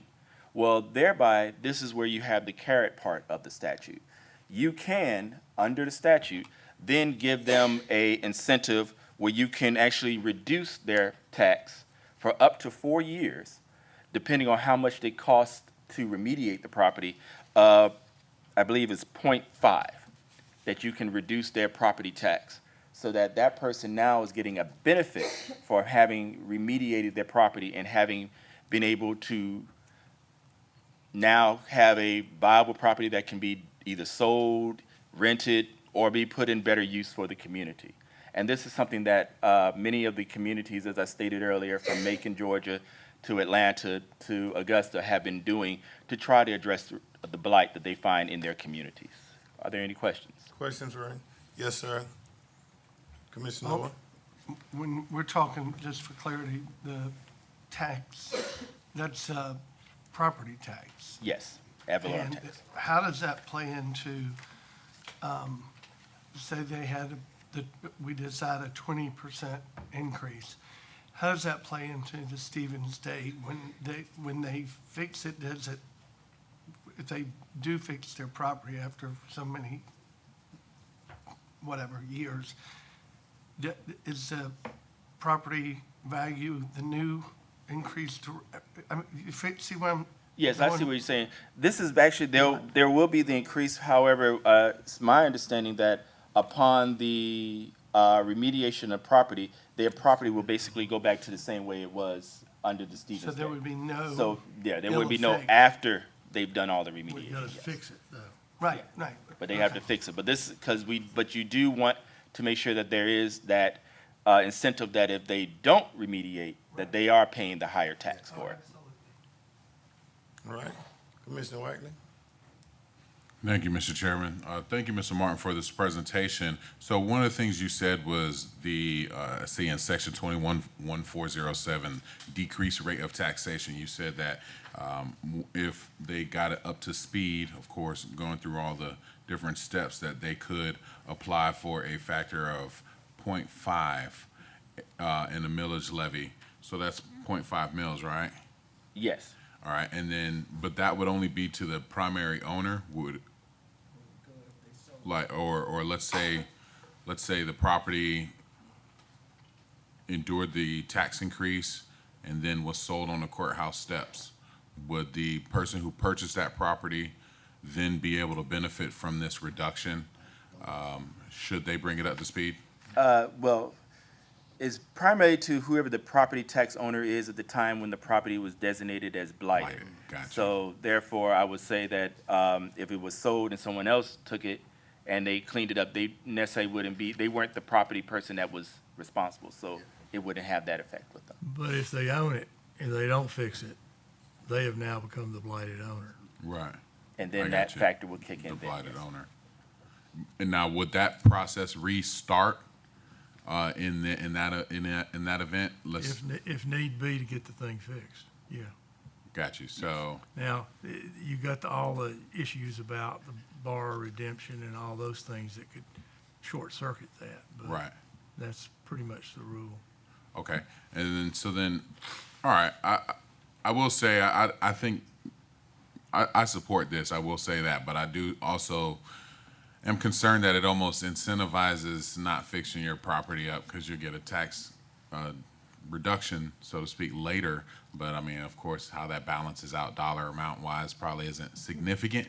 But I do at least foresee somebody having something to say about that. Well, and Commissioner, this by no means is perfect, but I Right. think this is a step in the right direction because we've got to get a little more teeth in our enforcement ordinance. In the proposed budget, we're actually adding more staff to deal with short-term rental and property code enforcement. So this is a step in the right direction. Got it. Thank you. And just last question, and it's probably in the definitions, but I'm just asking because I'm sure y'all know off the top of your head, but the officer, would that be our code enforcement officer? Yes. Okay. Yes. Thank you. Commissioner Milton? He got In the yours? Department of Health. All right. In the Department of Health. If the owner of the property fixed their property up and then sold it, would that be able to go to the new owner? But as you stated, it wasn't blighted when he sold it. Exactly. Let's go to Commissioner Kicklighter. Thank you, Mr. Chairman. I understand and actually appreciate the goal of this. I'm just wondering if for everything we do, there's unintended consequences. And here's one that's going to be gut-wrenching. If it's actually an older female, male, whatever, older woman lives in a house, she's poor, she's disabled, and she can't physically mow her grass. Are you referring Are we to? gonna, this gives permission to take her around up from a home she may have inherited and kept in the family for generations. While I understand the intent is to actually prevent slumlords, but is there something that could be put in here to safeguard possibly the true owner of the property that's having the issue, if they actually live there on the land and it's their homesteaded property? Is there something we can put into effect that lets us know if they're actually able-bodied? And, I mean. That will be very difficult to do. But one thing you need to understand is we're not going to try to be the blight police. So this will be complaint driven, and generally the complaint driven is the neighbors, okay? And it's not going to be something, oh, we got a complaint, let's go out there and Take the land, inspect it and take the land, do all that. That's not the intent at all. The intent is to get compliance. And that's why when we start talking about raising the taxes on them, and you can raise it up to 25%, that's pretty sporty. Yeah. That come on in and let's get an agreement put together about, and a plan about what you're gonna do to fix your property, so that we'll give you another 6 months, 8 months, or whatever, so that you're not in that situation. The idea of this ordinance is not to take people's property. The idea of the ordinance is to get people that own property to either Clean it. dispose of it or fix it. And then also to your other point, Commissioner, under Georgia law, if it is actually a primary residence of one or more persons, then you cannot use the official designation as, to apply the ad valorem tax to them. There's other measures that you have to do. You This- can't use what? You cannot do the ad valorem tax if it's a primary dwelling and there's one or more people living in the residence at the time. Georgia law prohibits you to be able to do that. So Okay. this is really targeted for when you have just empty properties just sitting out there Okay, and so being. that didn't, Yeah, good. so That if you have. answers mine. That's good then. That's- Anyone Then it's else? a wonderful thing to pass. Anyone else? Yes, sir. What you said, certainly answers my question. Cut your mic on.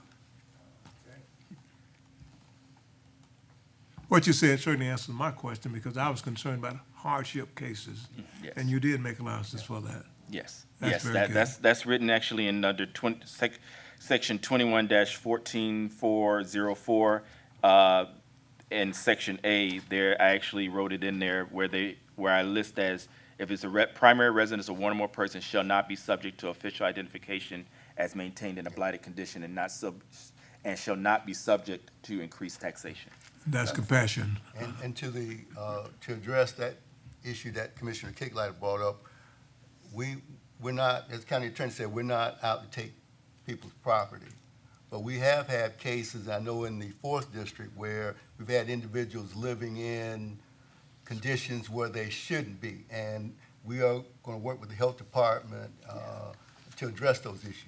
But if it's targeted for, vacant properties and that kind of thing. But we are not trying to take, people's property. No, and it's a great ordinance change, knowing that, and what you just said safeguards that part, and there's other methods of going to court and different things to get that done. Where somebody level-headed could make that decision if they're capable or not. All right, Commissioner Milton. Thank you, Mr. Chairman. Mr. Kegler, we were talking about that property that I sent you pictures of yesterday. Yes, ma'am. Would that be? That would be a case where, and the code enforcement, they've already responded to that. We're gonna get with the property owner and take some measures to get that cleaned up. Because what happened is there was a structure on the property. The structure burned down. Yes, ma'am. And they did nothing. And this will help us because in cases like that, we sometimes have to put a lien on the property and go in and hire somebody to clean it up, particularly if it's a life safety issue. Thank you. All right, any other? Yes, sir. District 1's problem. Yes, sir. You're very familiar. Would this give us more teeth on that case? We're working toward that. Or would Here, this- we haven't had the ability, the enforcement ability, or the resources in place to go in and just go in and tear down a structure. Right. But I think this will help us. Thank you. All right, any other? All right, now, let me, at this time, is there anyone who wanted to comment on that? Yes, Ms. Diane Branner. All right, let me open up the public, it's public comments, right? Public comment, yeah. All right, let's open up public comments, motion. Second. Probably motion and second that we open up public comments, you ready? Please cast your votes. Okay, Mr. Manager, your list.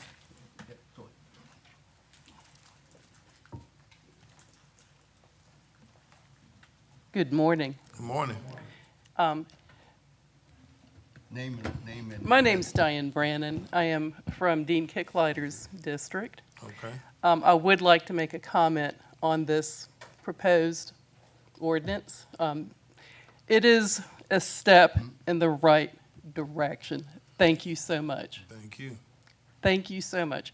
Dean's keenly aware of the issues we've had in our neighborhood, and we've struggled with this issue for 2 years, and there were really no remedies.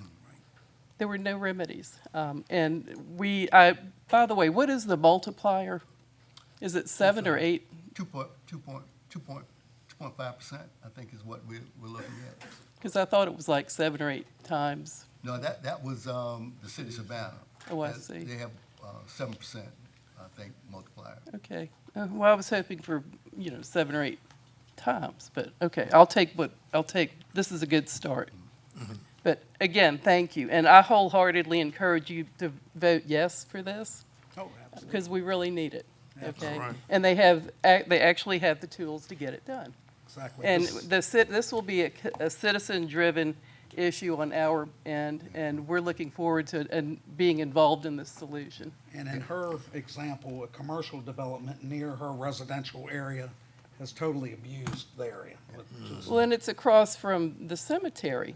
Yeah. Is the other thing. And residential and a cemetery, and yeah, a commercial development that could care less that they have neighbors around them, so this is good. Well, they don't have parking, and that's the beginning of it. And then, but anyway, we'll cross that bridge. But thank you again. Vote yes. Thank you. And that, Any- that multiplier, Mr. Chairman, point of information, that multiplier is 25. Yeah, 25, yeah. All right, any others on your list? That's it, sir. That's it? All right, let me have a motion to close the public comment. Second. Properly motion and second, please cast your votes. All right, now, let me have a motion to amend chapter 21. Based off of my constituents' recommendation, I'll make that motion to approve. And because of the need in District 1, I will second that. It's properly motion and second that we approve the amendment. Are you ready for the question? Please cast your votes. All right. Chatham County staff is proposing a text amendment to section 3-12 of the Chatham County Zone Ordinance, a visual buffer and screening to address the need for greater buffers between residential and industrial use. MPC file number Z 0410000516. The MPC recommends approval all districts. Yes, sir. Yes, Mr. Chairman, Mr. Lotson is going to give the board a brief overview of the text amendment. Following that, we would need to solicit public comment and before the board takes a vote. All right. The floor is yours. Thank you, Mr. Chairman. This item is a proposed amendment to the text of the zoning ordinance related to buffer requirements when industrial uses abut residential uses. Staff is essentially proposing to increase those required buffers. Process really started as a result of some public engagement and concern around the impacts of industrial uses being adjacent to residential uses in close proximity.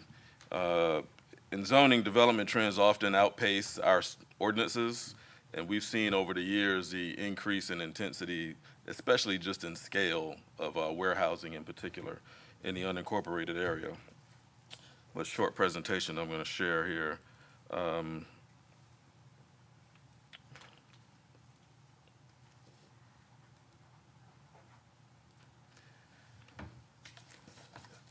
And as a result of a number of conversations with stakeholders in the neighborhood, city staff, MPC staff, and county staff, we came up with some changes that we think are appropriate. So we're going to go through those briefly here now. As I mentioned, this all kind of began with the growth of the warehouse and industrial sector in the unincorporated area. We've found that the scale of warehouses in particular has grown substantially over the last, call it 10, 15 years, where the size of these buildings are really outpacing anything that our ordinances could address. That difference really cannot be addressed in our current regulations just because of the sizes of the buffer requirements. And the buffers are basically the areas between the development on one piece of property and the adjacent residential property, what's required to be there. Typically, that is going to be a planted or preserved width distance between those uses, as well as fencing. And right now, our maximum buffer required is 40 feet, which is maybe the depth of this room. So if you're talking about a 1 million square foot warehouse next to a neighborhood, that's inadequate. So the changes we're proposing, we did make some exclusions, but really the intent is to address only where these industrial uses abut residences. So I'm going to go through just what we're recommending as a change. And again, this is when manufacturing, warehouses, or industrial uses abut residential uses. If they abut other industrial uses or commercial uses, these buffers won't apply to them. So we're proposing a 100-foot wide planted or preserved buffer adjacent to all residential property lines and all rights of way, meeting the provisions of the buffer section. There will be openings allow for driveways, access and utility easements, and other infrastructure needs as approved by the county engineer. So that 100-foot wide buffer would be in place only when an industrial use is adjacent to residential. Essentially, we're increasing from 40 feet, which is currently required, to 100 feet. It would also include an 8-foot high berm within that buffer adjacent to any residential property lines, topped with an 8-foot tall fence. And again, those provisions will be made for access on that industrial property. We know that all industrial uses are not created the same. They're not all the same size. So we did make some provisions in number 3 for smaller developments, whereas the buffer can be reduced on sites that are 10 acres or less, or warehouses that are 50,000 square feet or less, which are typically more of your small scale contractor size warehouses or things you might see in urban areas. But these are the provisions we're proposing as changes. As I mentioned, we went through these quite a bit with our neighborhood group, with planning staff at the NPC, as well as with city staff who did a similar amendment in their ordinances recently. But with that, I'll take any questions. Commissioner Kicklighter. Thank you, Mr. Chairman. I appreciate y'all coming up with this. It's gonna help. Yeah, it's gonna help quite a bit, increasing the lines out to 100 feet. I would like to recommend to this body one change, which would be a change of number 3, where the width of the buffer would change, could change up to 50% on sites that are 10 acres or less. And if the warehouse is 50,000 square feet or smaller, rather than giving that direct authority and much authority to engineering department, which our current engineering department's wonderful, but they won't be there forever. You know, people turn and flip, and this is something that when it happens in your district, it's very personal when your residents are up in arms that just 40 feet away, there's a 49,000 square foot warehouse being built. It would be good for us to be the ones to say, okay, well, you can reduce it down to 50% if that's the case. You know, if we made that decision, but that should not go to engineering department. That is a massive decision that takes us out of the equation. And in my opinion, that's for the next several years. This will be one of the most important things that we'll have to do with all the development that's trying to take place and that's currently taking place and throughout Chatham County. This would take away a large part of what we would actually be able to do to protect our residents. So I believe that this option would, number 3, should come in front of the county commission, whatever the request is.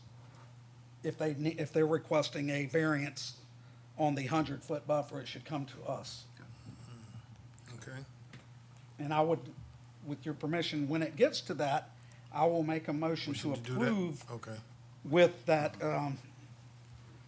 variance. Okay. Commissioner Whiting. Thank you, Mr. Chairman.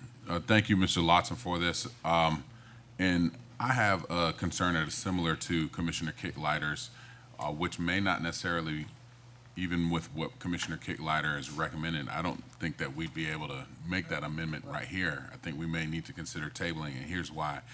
With the changes, for example, the screen that you just had up, as it relates to increased buffer, none of our code actually speaks to the when or the who enforces, right? And so, one, if we're saying that they have to have a 100-foot wide planted or preserved buffer adjacent to all property lines, by when, right? Because one of the questions, one example that comes to mind is in Commissioner Milton's district, where you had Rockingham Farms, and they have to have a buffer, but the warehouses are already up and running. And so when we say that we want them to have a wider buffer, I think that we should codify, you know, by when, if state law allows that, whatever. Because, for example, if we're going to give them, let's say there's a right-of-way encroachment permit that has to come from the county. Well, no, I'm sorry, that's different because this is in unincorporated. So permitting, what if we stalled permitting until that buffer was planted. That's just brainstorming an idea. But again, the when is one thing, and then the other part is codifying the who. Who polices it? Because we've had this discussion about barriers. I know since I've been in office, and it's very unclear who actually polices it. So we're expecting these to be carried out. We're expecting the buffers to be planted. We're expecting buffers to be placed.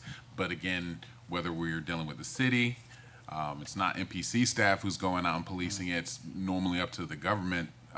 So I think we should codify who is policing that to make sure that it is carried out. Otherwise, we're going to run into similar situations that we have.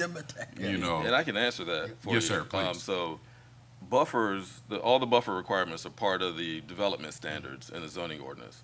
So as someone comes in to develop a piece of property, this is simply one of the standards, just like everything else that they're required to have approved on their site plan.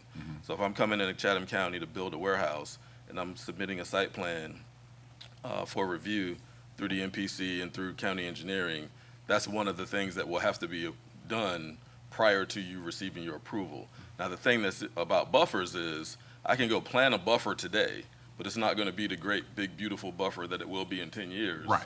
Just because of vegetation. If I'm doing a preserved buffer, then that just means that I can't cut down what's already there. So that's always the best way to have a great buffer, is to preserve what's on site if it's there, instead of clearing everything and going back and planting a bunch of trees, because it takes so long for it to fill in. But to answer your question, the buffer requirement is done at the time that the site plan is approved. So now you'll have things like the issue that you mentioned out at Rockingham. The problem there was that there really was no buffer to speak of. No, there was. Well, I mean, post-development. Yeah, because right. it could have been preserved, but it wasn't. Right. And so because it was 40 feet. So, but there was no one who policed that. The site plan and everything was done, and in this instance, excuse me, this was City of Savannah, abutting Chatham County. So then it was unclear who policed that. But I will say, and this is where the cooperation came into play. Both city and county, we worked on this together with MPC. So we the requirements in the city and requirements in the county kind of mirror one another now. So we should not have that issue going forward. So Ms. Lawson is correct. Preserving a vegetative buffer is a lot better than starting from scratch. So, but I do think we've got something in, because at both sides, I know Commissioner Milton beat up on the city enough that they work with us, and I think the citizens are happy with the outcome. One other thing you need to remember is if we make them go through the development process and the site plan approval, and they get it approved, if they don't put the buffer in, they don't get a certificate of occupancy, period. And don't someone from engineering kind of go out to see? Yes. Oh, yeah. Yeah, I thought they do their spot inspections. Right. And that's all, that's how it's supposed to work, right? And so what I'm recommending is that we codify how it should work. You know, we should put in here that this is who they expect to see. Reason being, how it's been applied this far, it's been an issue. That's why we have the Rockingham Farms issue. That's why we have the issues up on John Carter Road.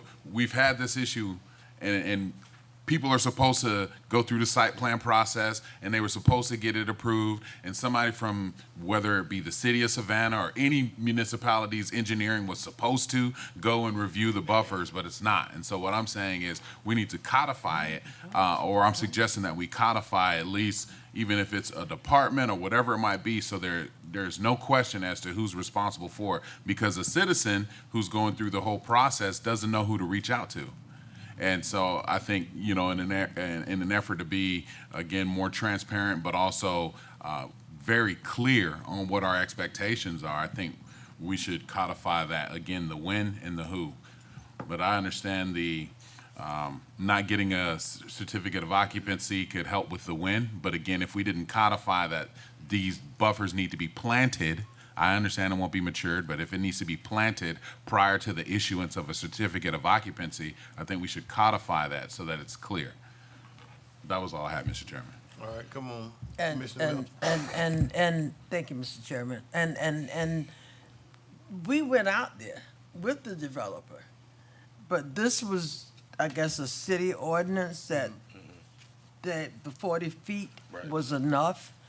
We met with MPC to increase that with the developer, and they denied it. And then they went in and took all the vegetation out. And they just did the minimum, And, yep. and that was, I don't know whether that was something that wasn't policed, but it wasn't supposed to be taken out, but they took it out anyway. I mean, but 40 feet from my backyard is not enough No, for, it's not. for a warehouse that leases space to a company that makes noise all night long. And right now, that's what we're dealing with right now, is the noise that is coming from that one particular company that has leased space at their warehouse that is making plastic.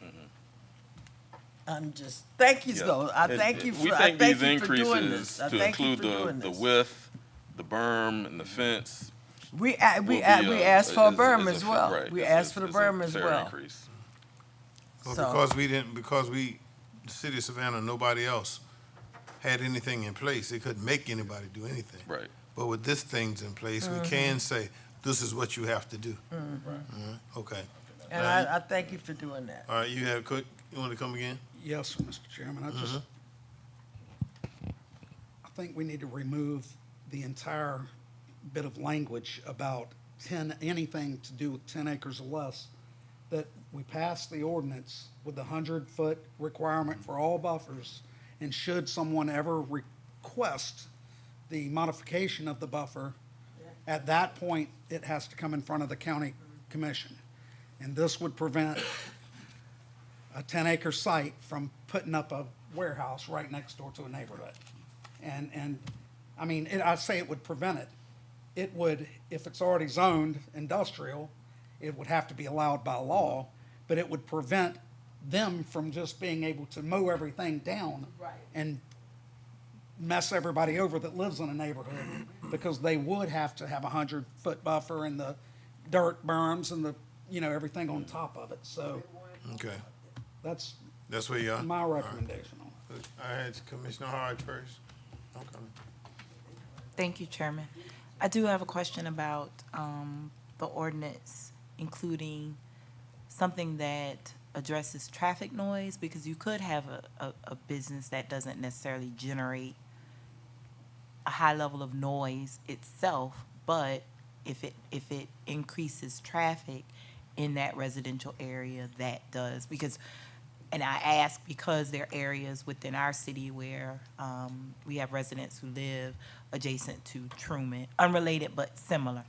Traffic pattern at the time when it was built has absolutely no comparison to what they're experiencing now. So does the ordinance address the traffic noise?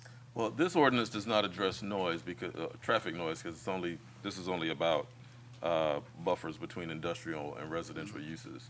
There are other ordinances that address noise, and as far as traffic is concerned, when we talk about increases throughout the county, that's driven by, no pun intended, driven by industrial uses, it's driven by commercial uses, it's driven by greater residential density. So traffic just comes with more people being within a place. So I don't think this ordinance is the place to address that, but it is addressed in other parts of our ordinances. Okay, thank you. To address that, and I think I remember the issue you're talking about with the noise along Truman. And when Truman was built, they did a noise study, and they didn't have the traffic volume, I don't think, at that time, so it didn't warrant a noise wall when it was built. We've subsequently come back, and there are certain areas that it may require us to do some additional work out there. So we've talked with the city, and we both agreed that we're gonna revisit that during SPLOST 8. And if there are need for a noise wall, we're gonna talk about constructing those in those areas. So that is on the table, and we'll look at it. Commissioner North? Yes, sir. going back to my MPC days, this has been talked about for at least 10 years. But it's just becoming more prevalent because of the warehousing. But would just take number one, the 100-foot wide planted or preserved buffer. There's a big difference, and I agree with my fellow commissioner, Mr. Whiteley, that I don't think we're ready to vote on this. I think it needs some tweaking, and preserved and undisturbed are two different things. And a prime example is in Sandfly. When Walmart came, there was supposed to be a 100-foot buffer across all of Montgomery Crossroads. And, well, they didn't take any big trees down. They just go in there every month and they mow it so it's wide open. You can see it's commercial, and it was not supposed to be like that. And then it talks about number two, an 8-foot buffer within the buffer adjacent to all exterior. Well, in my opinion, if you bring that buffer, to bring a berm in, you have to clear.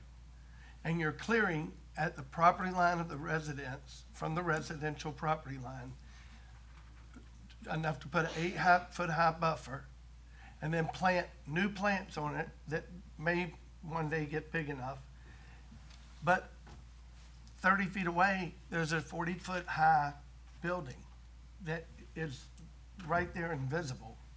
I think it needs a little more tweaking myself. I would move the berm, on the other side, leave it undisturbed for the residents to see, and put the berm on their side of the easement and not on the inside, it just seems like this is just because we've talked about it for a long time. And I think it also needs to be specific about what is planted.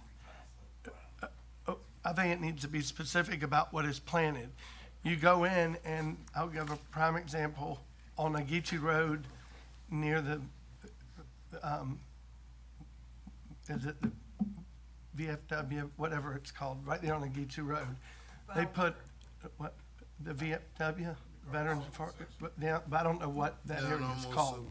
Down almost to, Crossing the Progressive. Right. Yeah. They put a yard in there, they put a fence, they put a berm, and they planted some shrubbery there, but it's still wide open. And I think we need to do a lot more tweaking. And I brought this up to engineering because I've talked to the county manager about it, and I brought it up. A prime example of something that I think we should dictate types of plantings, because most of the designers and architects and engineers are not local. They're in Atlanta. They plant something that isn't even typical here, that doesn't grow well here, and it never fills in. That's what happens. You go on, what's the name of the road that cuts where Uncle Bubba's, on Wilmington Island? Brian Woods. Brian Woods Roads. Marsh Harbor subdivision has an 8-foot buffer, but they planted Iliagnus. It's that vine that grows. You can't even see the houses on the other side. And it doesn't take long for that to grow. So I think we need to be a lot more specific than where we are here. And I'm not personally ready to vote on this. And I agree with my fellow Commissioner Kicklater about the 50%. I mean, it almost seems like that's the opposite of what it should be. But that's my thoughts on it. Just one point on the plannings and things of that nature, that just for the commission's sake, during the site plan review process, the county's arborist is part of that review, and they are the ones who are in charge of reviewing the buffers that are required on each site plan. So they've got policy documents that address plantings and types of plantings and things of that nature that are not in the buffer ordinance, but they are in the engineering documents. Not types of plantings. No, what to plant. All right, did I get everyone? I All got right. one more thing since you brought it up. Because when Commissioner Whiteley was talking about who polices what goes on in those areas, I do think that that needs to be designated, because I have people that's calling me, asking me what's behind that black screen that's on 17, where they got that berm, but it's combustible. I mean, they got signs on the containers that says stuff. I haven't been one to go back there, but I've had my constituents to get out their car and go look and see what's behind that berm, the berm that doesn't grow, and the black screen that's around the fence. So it does need to be policed. All right, did I get everybody? You gotta go again? I want to make a motion. All right, but hold on. Yeah, because what we have to do is open up the public comment. Do you have somebody? Yes, All right, open up the public comments. Somebody motion? Probably motion and second that we open up the public comments. Are you ready for the question? Please cast your votes. Cast your votes, cast your votes, cast your votes. Good. All right, now, whoever's on the list. Yes, Ms. Brandon. Mm-hmm.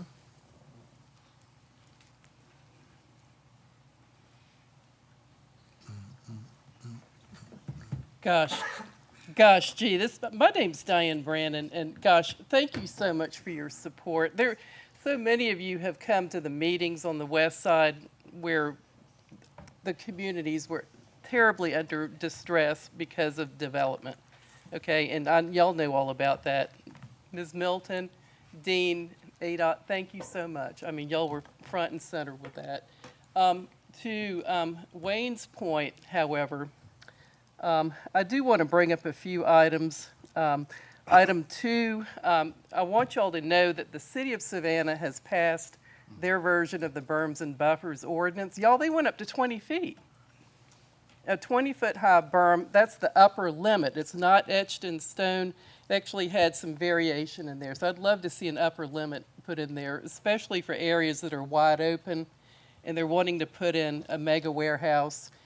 In Iliagnis, I have nothing but nice things to say about Iliagnis. It's impenetrable. Once you put it in place, you can't get through it. It's not native. It's not a native plant, but it's a very thick hedge. So that's one of the tools in your toolbox. The big, beautiful berm that I admired in Bloomingdale, that had prairie grass planted on it. It was so massive, it would not take a tree or support trees, so they went with prairie grass. But anyway, the version they passed for the city of Savannah went 20 feet high with no fence on top. So that's the upper limit. I'm going to point out one other thing. We do need to cover trucking plazas somehow. To your point on Ogeechee Road, that berm that was put in that's on Garden City, yeah, I don't know what that is. Do you know what that is behind that? I don't know what that is. I said, is that nuclear material? What is that in those containers? I've had my constituents to come out and tell me that it was combustible stuff. Oh, my. Yeah, so, yeah, we... Black wall on top of the berm? Across from the Progressive. Yeah. Across from, on 17. Uh-huh. Okay. It's not a truck yard.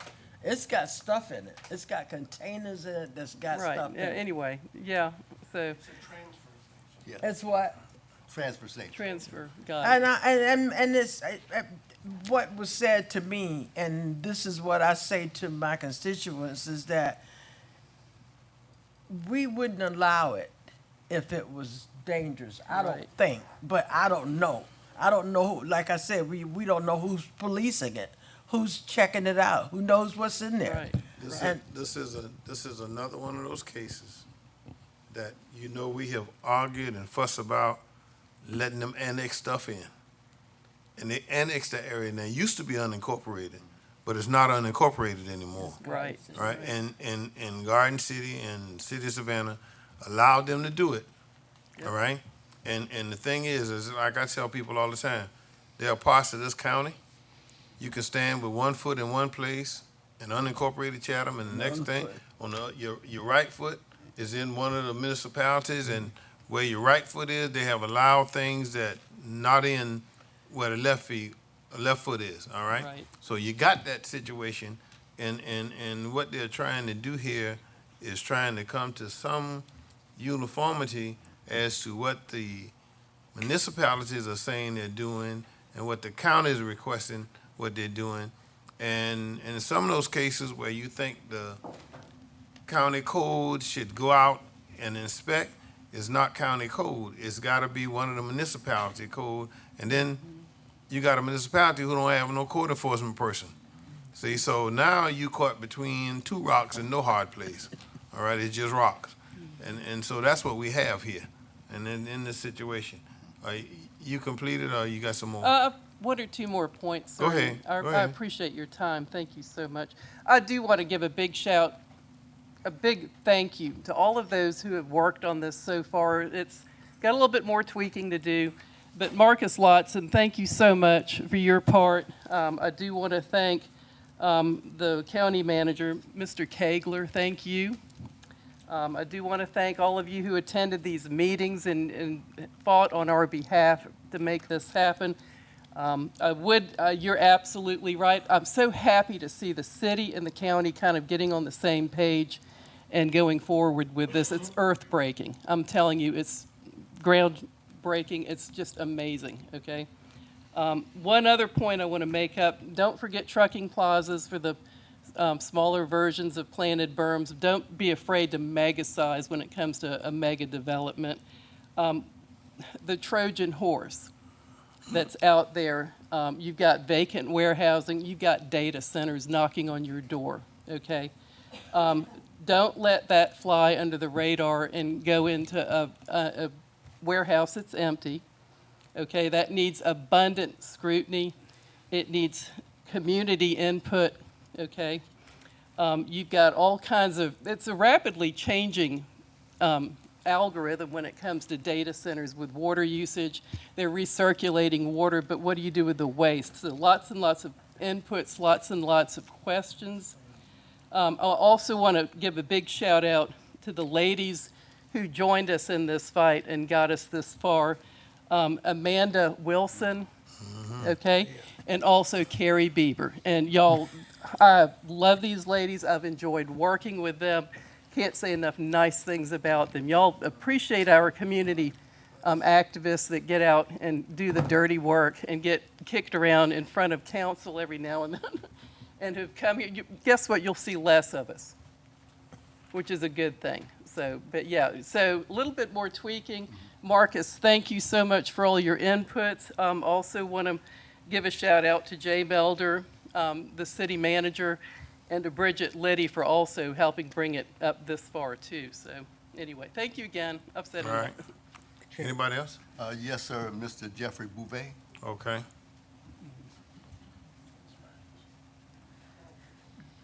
Chairman Ellis, Commissioners, All right. nice to speak to you again. I'll be brief. I really appreciate the county taking this on. This is a very important thing for quality of life for people who live in the county.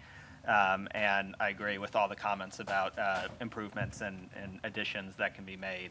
But I appreciate the county working on this and the county staff's hard work.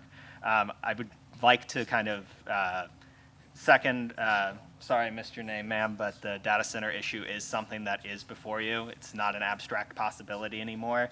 We just had the first actual proposal for one down in Kingsland about a month ago.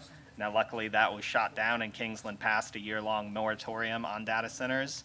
That is something for the council or the Board of Commissioners to possibly consider. A moratorium will protect you and give you time to pass a strong ordinance that reflects the will of the people who live here. And to kind of pinpoint, this is not the end of your industrial and warehousing issues. It's the beginning, especially when we see, the port has suggested not only that they want to deepen the river again, but they want to have a two-way passing lane. That is only going to increase the demand for warehousing space. Right now, we have according to Colliers, 15.7 million square feet of unleased and vacant warehousing space. We have 23 more buildings in the construction pipeline by Q3 of this year. They are all speculative builds. None of them are built to suit projects, according to Colliers. So we are about to get even more vacant warehouse space. That's a vacancy rate right now, about 10%. It's been hovering at 7 to 10% for the last 3 years. It's not going to go down with this new construction. So this is a pressing issue, and getting good rules in place now will protect you down the line when the pressures increase even more. Thank you. All right. Do we have anybody else? That's it, sir. All right, let me have a motion to close the public comment. Motion. So moved, second. Properly motion and second that we close the public comment. Ready for the question? Please cast your votes. All right, now we come down. Now I'm hearing two things, and we need to get one of them on, okay? One of them means that we want to tweak number 3. The other one was that we put it on hold, right? So y'all gotta make a decision which one we want to do. Yes, sir. Thank you, Mr. Chairman. All right, I think we can all agree that the current proposal is a stricter ordinance than we currently have in place. Right. All right. We do seem to be the mega center for, warehouse construction nowadays. My fear is that within that 2-week delay, people watching on television that owns 100 acres rushes out, gets their permit within 2 weeks, or applies for it where they're grandfathered in under this current ordinance. And, probably won't happen, but let it happen next to a neighborhood in your district. I'll guarantee you'll all wish you joined me and voted to go ahead and pass this today with the understanding that we come back with improvements, amendments to make it stricter, to possibly require the type of vegetation you want on the hills, on the hill, and we can go from there. But let's not miss this opportunity today to put this in place and not be the one 2 weeks now going, my God, I wish we would just. Let me do this then. Let's look at consensus now. We're not voting. I just want your consensus. Mr. Chairman. That we kind of do that. I got you. I have a point of inquiry. So if we were to pass this today, if we wanted to make any amendments, would we have to go through the first and second reading again? Yes, sir. If we were to table this today and make some adjustments, what is the threshold of adjustments we could make without having to go back to a first and second reading? If you table it today. You got to go back through the process again. You can take this as a first reading, go in and amend your ordinance to how you want it, and then vote on it. Now, that's gonna require staff to guess what you want, okay? Right. And I don't think you got a total consensus up there. Right. So, when you start talking about moving berms around, you gotta. That's what I'm saying, not all that today. Right. That's the current proposal Lean item minus the part about the staff Excuse being me. able to. Excuse me, Commissioner, I did Oh, have no, the floor. sorry. No problem. All right, so then my next inquiry would be, there was a mention of policy documents that are available. Well, let me say this, just to help gather the consensus. What I'm hoping to do is, if not table it, bring it back up immediately, because I would like to see those policy documents that were stated as it relates to our internal policies when it comes to enforcement. I would like us to consider the buffer height increase, but also I would like to consider adding language in the code that specifies the vegetation that's included in a natural berm, as well as the enforcement schedule and assignment. Who does what when, to make sure that we move forward. So I am open to passing what we have here, but I will say that I'm adamant that we bring this right back with some greater detail as well, Mr. Chairman. Okay, you ready? Yes, sir. I'd like to make a motion. No, not yet, not yet. A motion's in No, order. nope, your motion's not in order. Trust me. All right, let me run it like it's supposed to be, because Commissioner Kicklighter said, when we were looking at number 3, you said, let's take out, marker, y'all come put that back up here. come put that back up here. Yeah, See, 'cause basically just the motions, striking the motions three. gotta, right, the motions gotta be what you want it to be. And he brought up the fact that, there you go. All right, now, with the number 3, he wanted to take out the 10 acres or less and the 50%, right? And you said you wanted to go to 100%. So I want to make sure when you make the motion that what you gonna motion, he's accepting it as passing. That's my point. I understand, but my motion may not pass. Okay, what's your motion? I'd like to make a motion that we approve the changes as presented, and we ask staff to immediately work on the items that we've talked about and bring back as soon as possible, to whether it be the first or second reading. You gotta have, the first Why thing. would you even make that motion? Yeah. Listen, he got the opportunity. That's my, All right, that's my his motion. All right, look, on time, slow down. All right. It failed for the lack of a second. Let's move on. Okay. All right? Mr. Chairman. Yes, sir.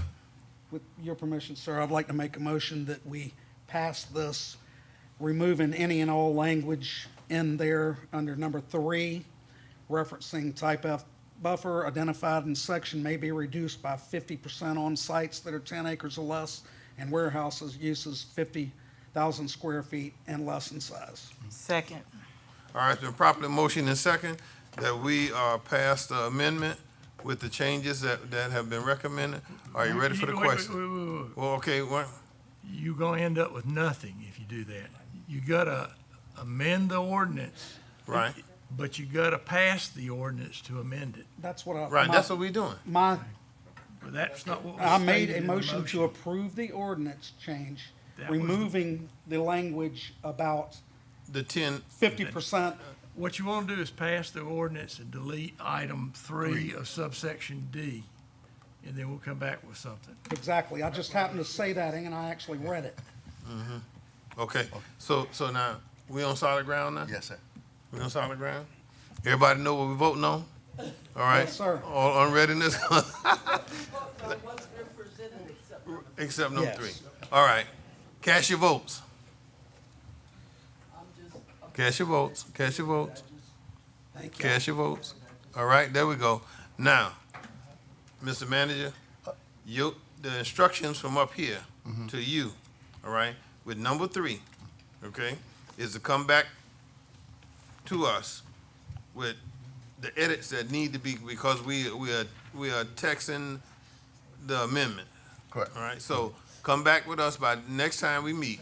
Come back with us with number 3 and do those edits and things, and we pass the part 3. I will say that we're going to have further discussion with staff, and Right. Mr. Lotson will get with various commissioners on their request, and we'll bring it back as a first reading at the next meeting. Okay, thank you. Thank you. All right, yeah, there you go. Yeah, Yes, sir. I would appreciate if y'all get with Commissioner Noah where he can tell you the vegetation. Right, we'll that take he care of that. believes, you know. Yeah, I Thank think they were jotting that down. Yeah. All right. We good, we there? We there? Yes, sir. We there? All right, let's move on. We on information now, Mr. Manager. Yes, sir, just a couple of updates, Mr. Chairman. I want to remind the commission again of our short-term vacation rental workshop on Monday here in the chambers at noon. On Wednesday the 17th at 10 a.m., we will have a workshop on the proposed budget, and that's 10 o'clock on Wednesday in the chambers here. At your packet, at your desk, you've got some information from the Coastal Habitat for Humanity, their open door annual meeting. And then last on the list is on Wednesday the 17th at 11 a.m., the Live Oak Public Library, they're receiving an award for the upgrades to the Carnegie Library, and that was a SPLOS project, and that project, they wanted commissioners to come out and view that. So those are my updates, Mr. Chairman. That's all I have. All right, with that, there is a need for us to go into executive sessions for personnel, acquisition, and litigation. All right? Motion? Second? All right, properly motion and second. Please cast your votes. Cast your votes, cast your votes, cast your vote. There we go. We are recessed.